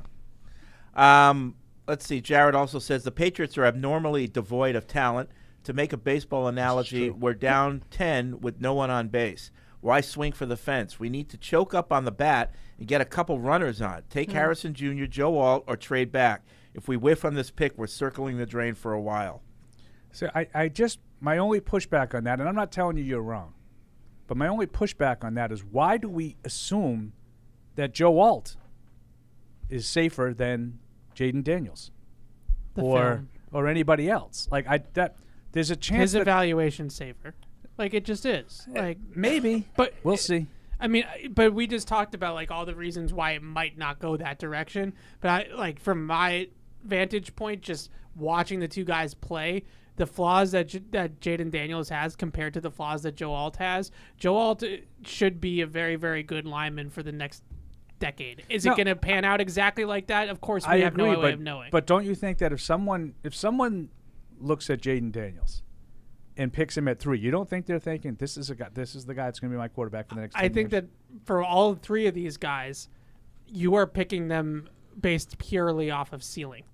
I don't think that any one of them has a particularly high floor, to be honest, because they're all toolsy. Like they're like a lot of what their allure is physical gifts. And whether or not you can harness that, you can develop that, and you can put it in a perfect situation is going to all be the X factors in their careers. Let's see. I don't know who this is. Longino, maybe? I'm curious about what the Patriots are saying and doing when it comes to hiring coordinators. Kraft says he doesn't want to go outside the organization to hire a GM in other positions, but yet Mayo is scheduling interviews. Who's running the show? And how are they going about it? Because it seems like they're doing everything but doing nothing at the same time. Jerod Mayo's running the show right now. I think it is right now. I think it's Jerod. Yeah. Jerod Mayo with some input and help from Elliot Wolf and Macro. In the coordinator situation? Yeah, I think so. Especially Elliot, who's pretty well connected around the league. I was told that those guys. Yeah, did you just say this? I was reading a text that they were actually in on the interviews. Is that what you just said? I did not know that. Okay, I was told that. Okay. Groh and Wolf are with Mayo on these interviews. What are the odds that Groh sticks around after the draft? Not very high, I would say, as of right now. Elliot, that's how I feel. I feel Wolf is staying and Groh is going, but no one has told me that. It's just my feeling. Samuel in Charlotte, Dan and Ninko had an interesting conversation on their podcast this week, and I don't think Ninko really entertained Dan's argument. The debate was who had the final say with the Patriots. Dan seemed to think it's Robert Kraft. I sure hope it's not. Kraft doesn't have a football background. Who do you think has the final say in the draft room or free agency? I think that's a different argument. I have no idea. Yeah. Like, I think that from like a big picture 30,000 feet view, obviously the owner is going to kind of have final say on most organizational things. Like if you want to make Zach Robinson your offensive coordinator, he has a full list of suitors and like 10 interviews lined up. You're going to have to pay him a lot of money to come here to be a coordinator. That decision ultimately is going to have to be consulted with the owner. Like you're not going to just hand Jerod Mayo is not handing somebody a huge check. Yeah, I think when there's big money, I think Kraft has to. Right, but who they're going to take in the 6th round of the draft, like no. Yeah. But I don't have the answer as to who has the final say of that either. Johnny in Madtown. Johnny. Paul, thank you sincerely for pointing out the boom or bust rhetoric surrounding the Packers. As a native Mainer that's lived in Wisconsin for 20 years, I can't stand how the media and fans were ready to ship Jordan Love to Mars one minute and then ready to build a statue the next. But I also have a bone to pick. You call Dan Campbell more or less a beefed-up moron.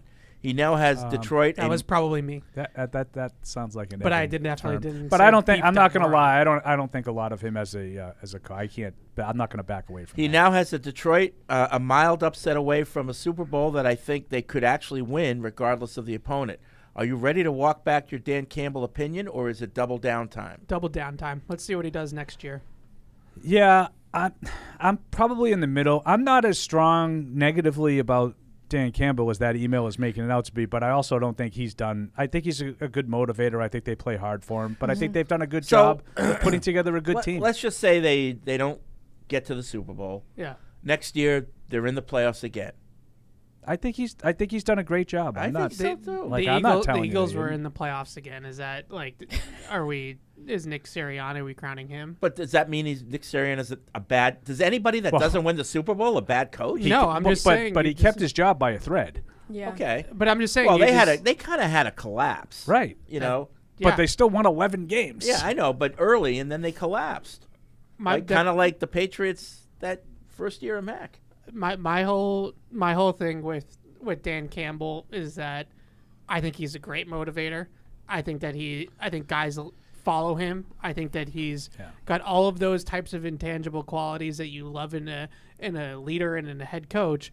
But when it comes down to it, I think that his coordinators are doing the heavy lifting on the schematic side. So when Ben Johnson takes a head coaching job, Aaron Glenn's getting a lot of interviews too, which I don't understand because their defense is wretchedly bad. But yeah, it's bad because they have a ways to go on that side of the ball in terms of personnel, especially in the secondary. But he does a nice job of cooking it up. I look at the Eagles as a great example because they made the Super Bowl. And it turns out that both their coordinators in that Super Bowl were probably pretty good coaches, especially Steichen.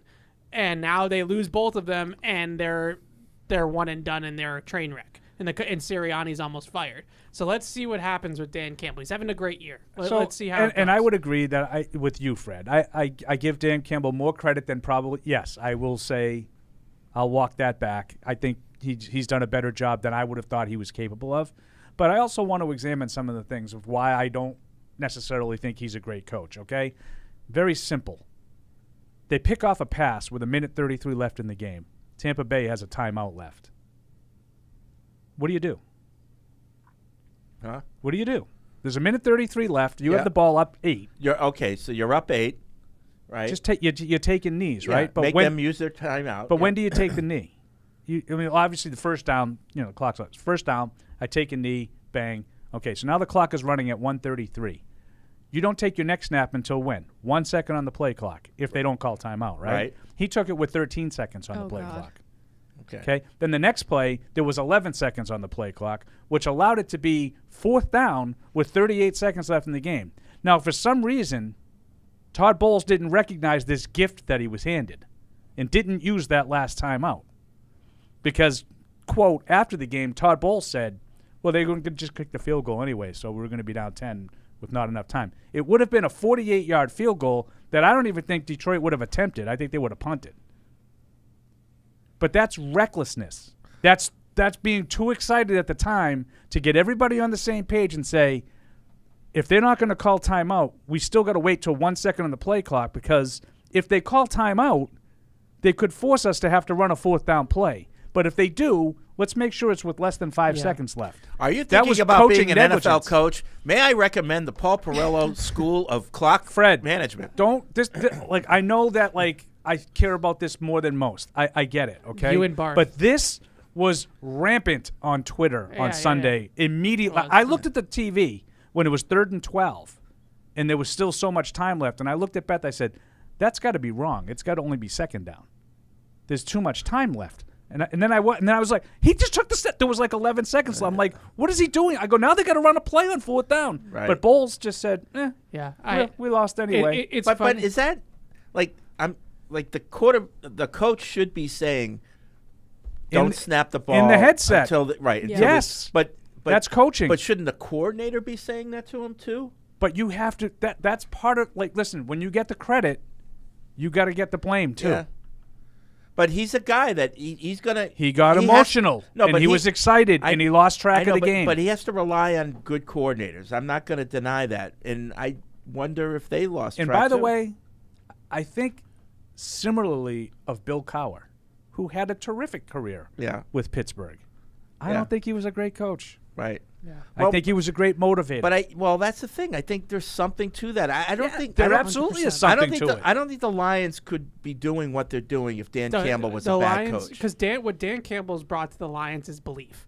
They believe they're no longer the Detroit Lions, and they're no longer. And it wasn't phony. And we're no longer going to choke every game away in the end, and we're no longer going to, be 30, 40 years without a playoff win. And that he deserves all the credit in the world for that. Like, he instilled a culture there. Yep. And that's a big part of it. But that's not phony. No. He made them. I think Evan said that perfectly. He made them believe that they weren't going to be the same old sorry bleep Lions. Right, but the problem is that when you start to talk about sustainability and that team actually being good for a period of time and not just a flash in the pan, that's when the X's and O's and that's when the coordinators come in. Yep. And I just think the thing that bugs me is that everybody talks that the reason why the Lions are good is because they have grit and they have balls and Dan Campbell's tough and he's, a meathead. He goes for it on fourth and down. he goes for it on fourth. No. It's cost them a lot of games. The reason why the Lions are good is because they've built a great roster and they have great coordinators.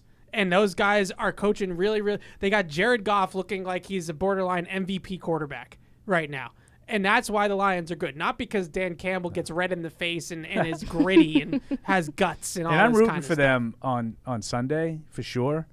But my biggest fear, as a bandwagon Lions fan now, is him doing that. Yeah. Like screwing it up. Bro. Well, like they say, coaches can only lose you games. Puntings for what's. We got to go for it. 4th and 1 from our own 29. Matt in Framingham, we haven't really talked about this. He says, I'm not surprised Bill O'Brien went to Ohio State. In my opinion, I think he knew the only way to help build up his resume was going elsewhere because the holes in this roster are obvious and too many. Plus, Ryan Day is entering a critical year there. Don't be shocked if O'Brien might be the head coach in 2025 unless Vrabel enters the picture.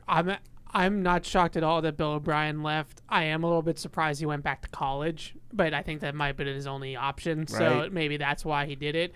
But it's funny because people at Ohio State are not happy about this hire. Well, they saw the Patriots last year. And it was kind of the same feeling that I had when the Patriots hired Bill O'Brien. The people at Alabama were like throwing parades, like get him out of the building. Mm-hmm. And Until now, they saw his replacement. right, and now Bill he comes here and he was kind of the savior, and now it's back to I don't know. I'm not surprised that he left. I'm not surprised that he left, but I am a little bit surprised that he went back to college because I don't think his reputation in college is like all that great. It's a good email, right down to the Vrabel part, because Vrabel could be another one of these guys that's left without a chair when the music stops. He could definitely coach at And Ohio I State. think that this is a big year for Ryan Day. And if it doesn't go well, I could see Vrabel taking over. Yeah. Yep. Let's go back to the Ace Ticket Hotline, 855-PATS-500. Raymond's in St. Louis. Hey, Raymond. Hey, how's it going? First time caller, long time listening. Excellent. But I started listening in 2018, man, and I really appreciate you all for having me a platform, because being here in Missouri, everyone's a Chiefs fan or old Rams fan, so everyone hates me being a Patriots fan. Sure. So my big question is, what's the difference between a OC who's coached another team and then a positional coach like a quarterback coach? Experience, mostly as experience as a play caller. That's my biggest fear right now with what's going on with the Patriots is that they have a lot of inexperienced coaches on their staff. A lot of OCs are also the quarterback coach, but there's some teams that they're separate. And the guys they've brought in so far, none of them have called plays, right? None of them have called plays on the offensive side of the ball.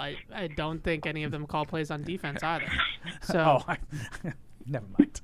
I thought you were doing a Patricia thing there. No, I that too. But that's right now. That's my biggest fear. You have a first-time head coach with potentially a first-time coordinator and a first-time defensive coordinator, and possibly a rookie quarterback. But yeah, Raymond is right though. Like the quarterbacks coaches. I mean, I think they often get overlooked, but I do think that's a valuable piece. Yeah.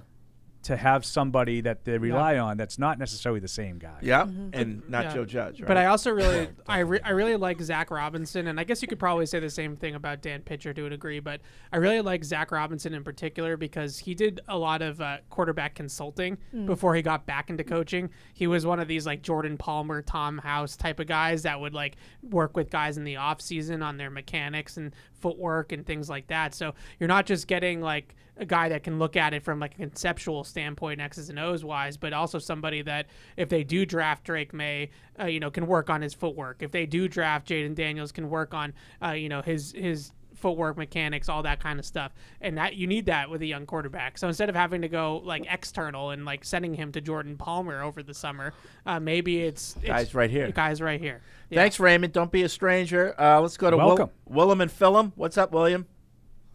Hey, Fred. How you doing? All right. Okay. Question for Evan, and also a question for Fred. I mean, for Fred, for Paul, for Mac Jones one now. So I'll just start with Evan first. Evan, you saying a lot of things, man. Like, that's what I do. From quarterbacks, from the draft and everything. Quarterback, you saying, well, we can wait till April. I mean, you saying a lot of things, my brother. And I'm just trying to figure out, what do Evan want with the number 3 pick? What do you want? Like, I don't know. You just all over the place right now. Well, there's so much unknown. It's called covering your bases. It's so much unknown. Like we're in January. They don't have coordinators. But what do you want? What do I want? Yeah, I don't know. Like I'm not in charge. So like no, but what if you were in charge? What would you want? You do know. Come on, the artful Dodger over here. What are they doing in free agency? What's the roster look like come April 28th? Like, until I know that, I can't give you a straight answer. Evan, I bet you were the guy creating. You had all the power. Number 3. You don't want a receiver. You want a tackle. You want a quarterback. What do you want, Evan? I would take the quarterback. If I was 100% sold on the quarterback, I would take the quarterback. If I wasn't, then I'd take the tackle. Mm-hmm. That if you want me to commit to an answer, he likes right Joe now. Alt. He's on. I think on record as saying that he tweeted about a bunch of clips about Joe Alt today that I saw. He's filthy. I would if you can't get a quarterback, ridiculous. I would trade down and take a tackle. But I mean, that guy is just that's what does it for me, William. Just give me Joe Alt, and give me some offensive linemen that can move their feet, that can block people, and keep the quarterback clean. That's what. But I that's why I'm so on the fence about everything, is because we got a long way to go. I know everybody wants answers, but we're 4 months out. I think William's not asking what you think's going to happen. He wants to know what you want to do. Yeah, but we're like next week I'm going down to Mobile to the Senior Bowl. Okay. There's a bunch of guys that are going to be there that I'm looking forward to seeing, and then we have the combine, and we got a long way to go. All right. I'm easy, William. Thanks, William. I want Drake May, but doesn't mean he's going to be available. I am definitely these days. I'm definitely feeling myself leaning towards Drake May as well, but mostly just because of the guys that they've interviewed for the coordinator job. Ben in Brooklyn, while I think he's going to Atlanta, and that is this prolonged search creates the illusion of extensive search with an eye towards the Rooney Rule, isn't Bill's best fallback option Navy? Low bar, easy to show improvement, and coming full circle with Steve. Also, about Tampa going for 2. This I wanted to talk. People don't understand that probability is a tool best used for large sample sizes. Probability also ignores the situation in terms of context and doesn't consider consequences. Even if I could win $100 million, I'm not going to play Russian roulette with 5 out of 6 odds. I think there's also an emotional setback after failing. Kills momentum and creates a now we have to be completely perfect burden on the team that is trailing. Yeah, so that was the situation. Right in the mouth. I could kiss him right in the mouth. Yeah. Who's that email? Just like Tom Ben Brady in and Brooklyn. Fred? Yeah. Ben in Brooklyn. Yeah, that perfectly encapsulates and it. It's not that we don't understand it. Right. You don't understand, Paul. You're too old. My God. No, it's you're not God forbid you're not you woke disagree enough. with these people. Like, I think the biggest thing for me, because I am starting to come around to the Paul side of the fence here. You guys know I love the math. I love the numbers, but I'm starting to come around to your side of the fence for 2 reasons. One, I see way too many teams go for 2 down 8 and have a horrible play call. Mm-hmm. And it's like, if you have like just a great 2-point play. Like, you're like, this is just we really like this play. We really trust it. Throwing a fade to Mike Evans in the back to the back pylon is not one of those plays. I'm talking about one where somebody's just going to walk in for a 2-point conversion. If you have one of those types of plays in your back pocket, then fine, but the play call has to matter. And the second thing is, I also think the momentum in the game has to matter. That's my biggest. Because the momentum swings if you don't get it. And especially if you're playing on the road, that's a big deal. Yeah. Like that. Now all of a sudden the crowd's gets a lift and everything starts going against you. All that can happen really quickly. So I don't think that the analytics, they don't consider what is the actual play being called, not should they or shouldn't they, but what's the play. Well, I mean, you think it. Well, every game is they all think that ruined their play's gonna work, but every game is ruined now too. It's the analytics say 4th and 4 or less, go for it. What kind of analytic is that? Yeah. No. Like, am I on my own 10? Right. Am I up by 30 at the time? Like, it's not like an every time thing. Right. And I'm not anti going for 2 down 8. I just don't think you do it every time because the odds tell you you're going to get one of them, which the odds say, I think it's 54%. Something like that. Yeah. The odds say you're going to convert on one of them. Right. So you do it every time. Evan explained a lot of different ways that you wouldn't do it. But Ben brings up a good point about sample size. Yes. You only have probably 2 more chances. So your sample size is 2. You have to go 1 for 2. If you had 10 opportunities that you knew of, okay, I'll get 5 of them. But when you only have 2, you have to make one. Right. And when you put yourself in the situation that Tampa did, now that one that you have to make, it's the game. Is the season's over or you make it. Right. Yeah. I'm sorry if that's not the same as the middle of the second quarter. Would you rather have the season on the line kicking an extra point or having to get 2? Right. And you're not even winning. Like, well, you're not just winning. But you're just tying. Right. The other part of it that I do recognize, and this is why I'm not anti going for it. Because there is, I think, a possibility, a strong possibility that if you make the first one, it makes the other team even more uptight. Like, if they had gotten that in Detroit the other day, I'm sorry, there's a big difference between being up 6 and up 7. Well, we know firsthand 28-3 when they started. No, but like in that situation, if they get the 2 and they get to 6, as opposed to kicking it to get to 7, they're probably thinking, well, all right, we got a touchdown lead. We get up a touchdown, we go to overtime. 6, it's like, oh Jesus. We have a touchdown, we lose. Right. Like that emotionally, that's all part of it. But I do think that Tampa took their momentum away. Yep.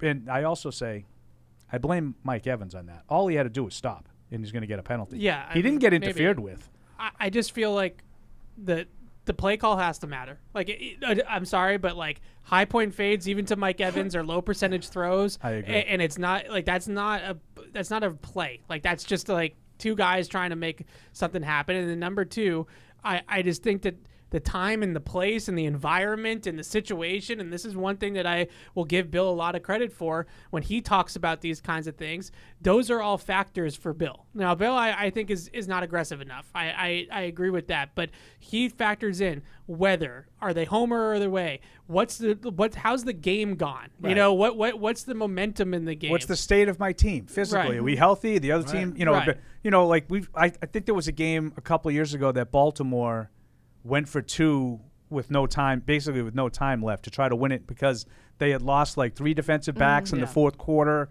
They knew they weren't going to be able to stop the other team. And here's an opportunity to win it. I can make one play and win the game here because I don't have much of a shot in overtime. They didn't get it. They lost. Right. But I understand. Like, I'm not anti-aggressiveness on the going with the analytics. I just don't want to hear the numbers. I don't want to hear that this is it's 54%. This is what you should do every time. Right. I don't get it. Because it's not the same. Because there's no context, right? Like, the number doesn't have this context of the moment of the game that you're playing. I don't think the odds are 50-50 on a 2-point conversion with no time left down 2. Right. And I also think that the other teams out there are getting paid too.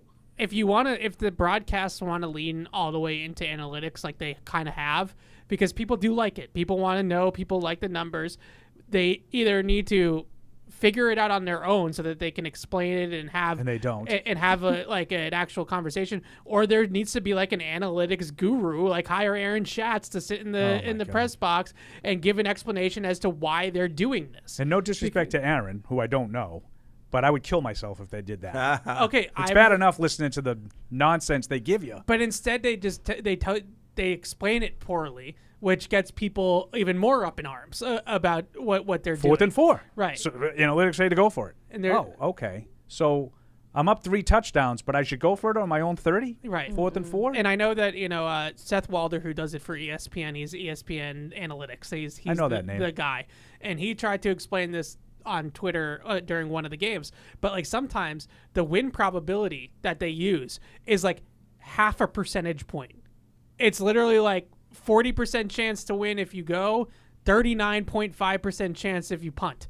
And there's how do they not go? Right. And it's what do you mean? Like, we're talking about a half a percentage point. Like, this is kind of a coin flip to me. So now you look at the game like the Kansas City Buffalo game, right? I think on the first drive of the game, Buffalo had a 4th and inches from their own 35, and they went for it. They got it. No, they got it, so it's a non-factor. Right. But I think this is an example of I'm not always anti-analytic. I think it was the right thing. I think you look at that game and you say, I'm playing Patrick Mahomes. I need this much for a first down. I got to take that chance because he's going to score. Yeah. I'm not going to shut him down. And I need to move the ball and score as many times as I can. Yeah, that's what I was going to say. Right. You literally have a bowling ball for like a quarterback. You're not going to stop him. But that makes that different than, as Fred says, the probability pool that they go by. Like, yeah, it's very unconventional. Like, I just was critical of Dan Campbell. Mm-hmm. Dan Campbell doesn't have Josh Allen. No. He has a guy in Jared Goff who's not great on quarterback sneaks. And they may or may not be playing against the team. Like, if it was Sunday against Tampa, I'm not going into that game saying, I need to put a lot of points on the board to win this game. I'm playing Tampa. I've just I'll punt the ball to them and whatever. It was funny. There was one sequence in that Lions game where I think they were on the 1-yard line, first down, and they had 2 passing plays, very unlike. And I think Campbell just said, just run the ball, and then they just ran it right up the middle, easy touchdown. But the second pass play was the one that almost got picked off by Jamel Dean. Yeah. So it was just funny. Like, so I think that Campbell does rely on his coordinators, but I think sometimes he might overrule them. Mm-hmm. He just assigns that play call to Campbell. Well, I do. Run pass. Bill does that all the time. Bill will be like, just run the ball down my throats. You see how Fred does it? The ones that didn't work that weren't Campbell. The ones that did was Dan Campbell. Yeah. No, but even the announcers were like, they're not running it? Yeah. I thought it was strange, the play call. I think it was like the 4-yard line or something like that. Something like that. Offensive line. Andrew in L.A. Paul, do you have a vantage point to see if Fred's food stains on his Emerson shirt are still there from last week, or did he wash his shirt? Fred, did you wash it? Screw. Oh! Not treating the listeners well. Spicy.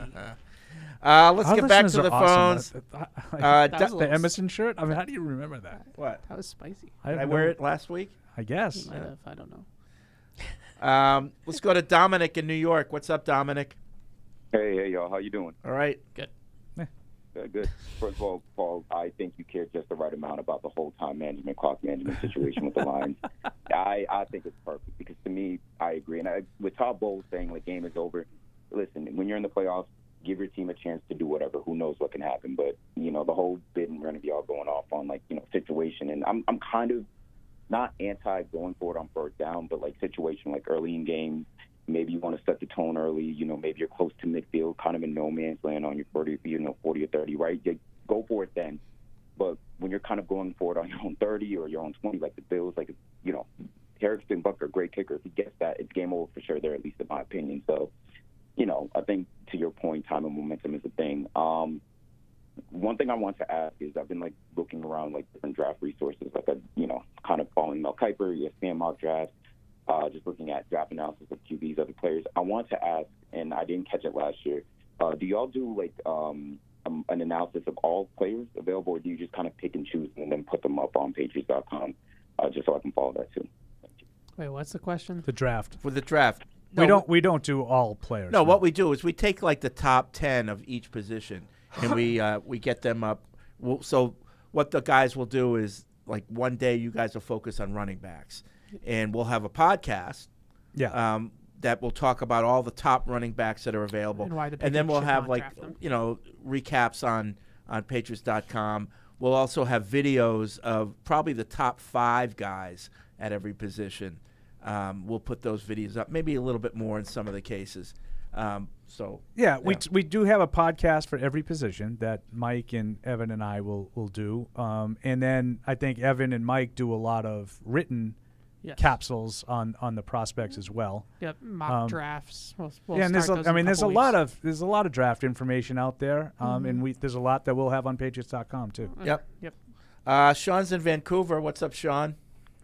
Hi, everyone. Paul, I also agree with your position on Dan Campbell's play calling and time management. But I have a couple of questions in regards to clarification for things you said earlier. The one was for the Patriots draft and quarterback. You mentioned it depends on what the Bears want to do with relates to Justin Fields, and I get that. But you also mentioned the Cardinals and Murray, and I don't get that because wouldn't it be Washington Commanders as the Commanders have the second pick? Oh, did I mess that up? And that's okay. My bad. I was just wondering. Yeah, and the second thing I wonder is that you said that the Patriots go Bo Nix in the second round. That probably won't work out. Is that because Nix won't be a franchise quarterback in the NFL, or is it because he won't be available in the second round? No, I don't think the chances are great of waiting beyond the first round and like getting your answer. Now it can happen. Okay, we know who the guys are. Yeah. But I don't think it's a coincidence that 7 out of the final 8 quarterbacks were first round picks. I don't think that's a surprise at all. Yeah, I mean, you might be able to get Dak Prescott in the 4th round. Yeah, I mean, look, Could happen. with Bo Yeah, it Nix. didn't happen often. Okay, I get Thanks, it. Sean. Thanks. Yep. I'll let And you I'm not going to count Purdy because I think you guys have been telling me how bad he is all year anyway, so you guys can't tell me I'd like to get Purdy in the 7th round. Purdy is a product of great talent being around him. I think for he's sure. also pretty good. Evan wants to poo-poo him. I think he's pretty good. No. No? I think he's fine. You have to I be think there's pretty, a million other yeah. guys like him. I just can't wait. I wish there were a million guys. The league would be better. I can't wait till Kyle Shanahan gets his Matthew Stafford. That's all I can say. Because then he might actually have a chance of winning a Super Bowl. Yeah. Ellen, Wisconsin. I think Campbell can be a good head coach, but also he's not an X and O's guy. It's entirely possible that he knows his limitations, so he knows to hire the right guys.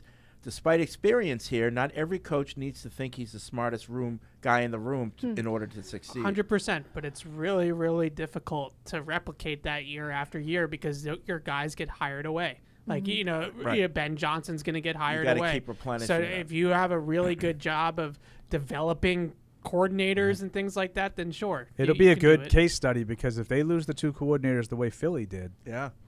Yeah, I'm interested to see like what's gonna happen with Vegas too, because for a similar reason, they love Antonio Pierce. Like their players love him, but like, is that sustainable? Yeah. Like, coming off firing Josh, like the players like rallied around Antonio Pierce, and players did want him to be hired as head coach. But like, is that sustainable through this whole? What I new worry season? about here. Like I think Jerod Mayo has some X's and O's chops, absolutely, but I think his strengths are leadership, motivation. Those are his. Addressing a room, being able to capture a room and have the the weight of the room on his shoulders, and those are all great things to have. But he also was a film junkie when he was a player.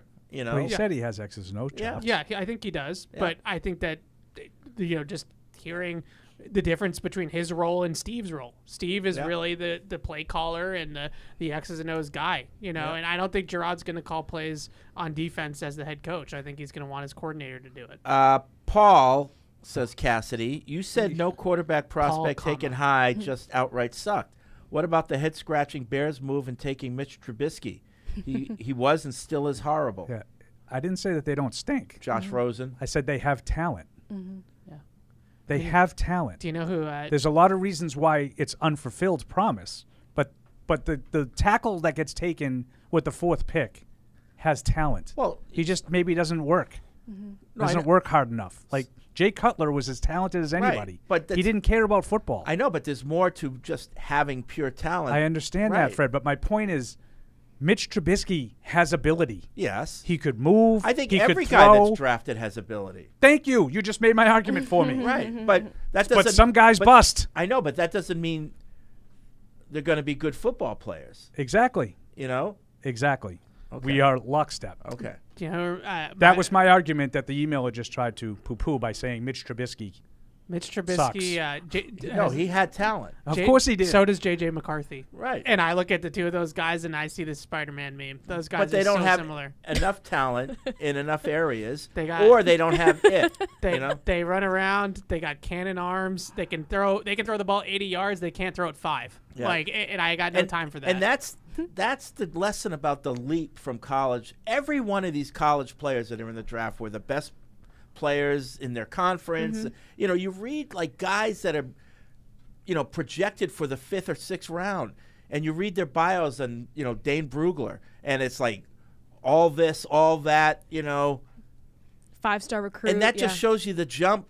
Now you get to the NFL where all the guys there were the best in the lower level. And that's when you find out he has the same ability as the guy across from him, but does he work as hard as he does? And does he know as much? Does it mean as much to him? And that's there's a lot of factors. And that's what Belichick would always argue about drafting, especially out of the first round, is all these guys can play.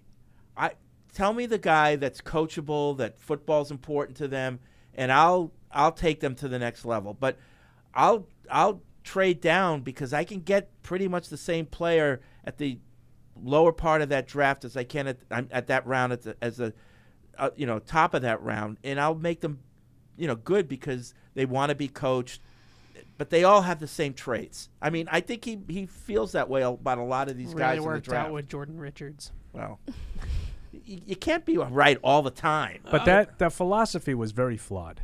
Well, yeah. Well, then he mixed in the personal stuff. I'm going to take him. No, but I'm just saying in you know, general, like just trading down to get a group of players that is a flawed philosophy. Yeah. And basically, Sometimes it makes sense. It basically just came back and bit them is all it did. It's like the law of averages are going to catch up with you. Yeah. You can't do the wrong thing often enough to overcome it. Yep. Like sometimes you just got to take good players and coach them. If he's as good a coach as he always thought he was, he should want to get talented players. Well, Ken in New Jersey, Belichick always said he would go for 2 if he liked the play call, similar to what Evan says. I think that makes a bigger difference than the analytics. These plays are not in a vacuum. That's my biggest point right there, the last sentence. They're not like I think the analytics treat it like it's in a vacuum. And there's a lot of emotion that goes into that game that gets ignored. Yeah. Let's see. B writes in, he's from New York. We need an entire offense, he says. Do you think these offseason moves would be enough? Zach Robinson at OC, re-sign Onwenu, sign Ridley or Hollywood Brown at wide receiver, draft Jaden Daniels in the first, and draft a tackle in the second. Would those add up to... Would that make you a good offense? Yeah. No, but that's a good start. Yeah.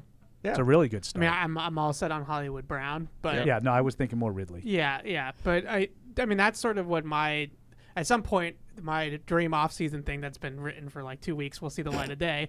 But until they actually like tell me what's happening in this organization, it's kind of hard to do. But that's like kind of what along the lines of what I would say, like quarterback in the first round, tackle at the top of the second round, pay somebody in free agency at wide receiver, bring Onwenu back, and have good coordinators and good coaches. Yeah, I think that's a good, solid foundation to start to bring your offense back. Now, you still need a lot more. Yeah. Yep. Luke's in North Attleboro. What's up, Luke? Luke. Hello? Yep, you just called. Come on. Hey. Yep. Do you think some things are better left to chance? Like, It depends on what you're talking I'd about. rather not stare at a replay for like 30 minutes during a game and maybe just move on and let it be up to chance instead of everything being right down to the nitty gritty of, you know what I mean? No. So rather not so leave you, what to you chance? started. Are some things better left to chance? Is that what you're saying? Right. Like during football. Well, not like sexually transmitted diseases. You don't want to like Fred. leave that to chance. I got pink eye right now. So. Well, there you go. See, you left that to chance, and now you can't see. How did Fred know? Yeah. So what are we not leaving to chance? Just really like the instant reviews and like staring at a review for like 30 minutes trying to figure it out. I don't know what you're talking about. You talking about replay reviews? I think he's saying. Yeah. I think he's saying that instead of everything be like a challenge or a review, we just go with the call on the field, and like that. Those are the breaks. Like you just have to go. The officials. I don't know if things that's wrong. what he's saying, but I don't agree with that. You have the technology to get it right. Get it right. That was the closest I can get. You know what bugs me is like I think there's a strong argument to be made that you could get rid of replay because it's not used right. It's not. They're not right all the time. What was the game? What was the? Never mind. I can't remember what game it was when they said, the Pittsburgh-Buffalo game. The guy fumbled. Fryermuth. He clearly fumbled, and the Bills clearly recovered it in bounds. Yeah. And they go to replay, and there's no. It's a call stands. Like, that's what bugs me. If you're not going to use it right, then don't use it at all. Coming from tennis, I'm so glad with the technology now. You know, like, I kind of miss McEnroe yelling at people, but you don't have to go do that anymore. Yeah. Right. And now at the majors, they don't even have lines people. Do you see this qualifier, by the way, the Jastrzemska or whatever? Yeah. You haven't watched any of that? I haven't seen her, but they don't usually even, my tennis guy. That's they don't even need beyond just the close calls. They don't even have people anymore. Yeah. No. And It's all it electronic. makes it so much better. Well, we watch the Bruins all the time, and the guy, if you clear it out of the ice, I'm trying to think of the words.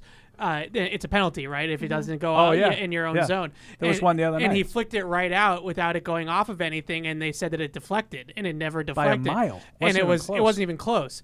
And like in the NFL, I'll give him credit. Like I think the NFL would have maybe had New York buzz down and say, hey, this is actually. Although they didn't do that, and I was thinking the same thing on that garbage pass interference call on Kansas City. Yeah.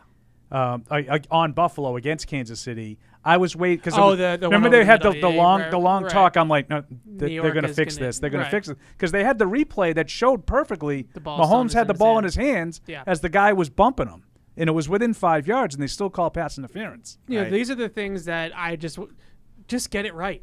In all sports, right. Like we're standing there on our couch, and you can clear as day see it's a penalty, right. And yet the NHL decides to just go with the wrong call, and it doesn't take 30 minutes like the caller said. It takes 10 seconds. And I've been a bit of a takes Luke 30 minutes to get his point. Get rid of replay guy But Fred's point of no, I want them to get it right if they can, and the play that really illustrates that is the Mecole Hardman fumble.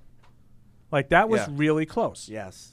But they got it right. But the ball was moving before his hip hit the ground. They got it right. And that was a humongous play. Oh, my God. I hate that rule, though. Oh, the rule is going to be changed. Yeah. You think so? 100%. Yeah. Yeah. Devin McCourty says they should keep it. There's a lot of traction in the league to get that rule changed. I don't know what it's going to go to, but it's not going to be a turnover. Yeah. It'll be like I don't know exactly what it's going to be, but it will be different. Yeah, I shouldn't lose the possession of the ball on a technicality. So the other team has to take it away. We applaud Andy Reid a lot on that play.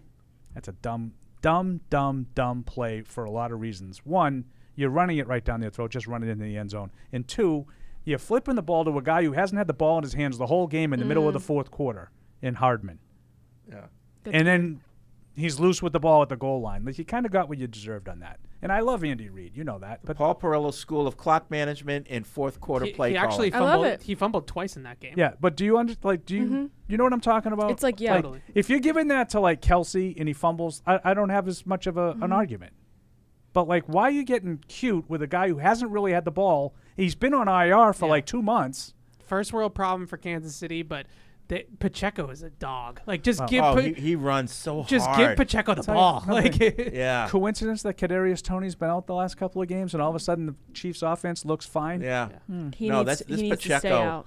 There's a couple of young guys like Ayuk and guys like that in the league now that are the next generation of really good players. It's exciting. I'd take Ayuk.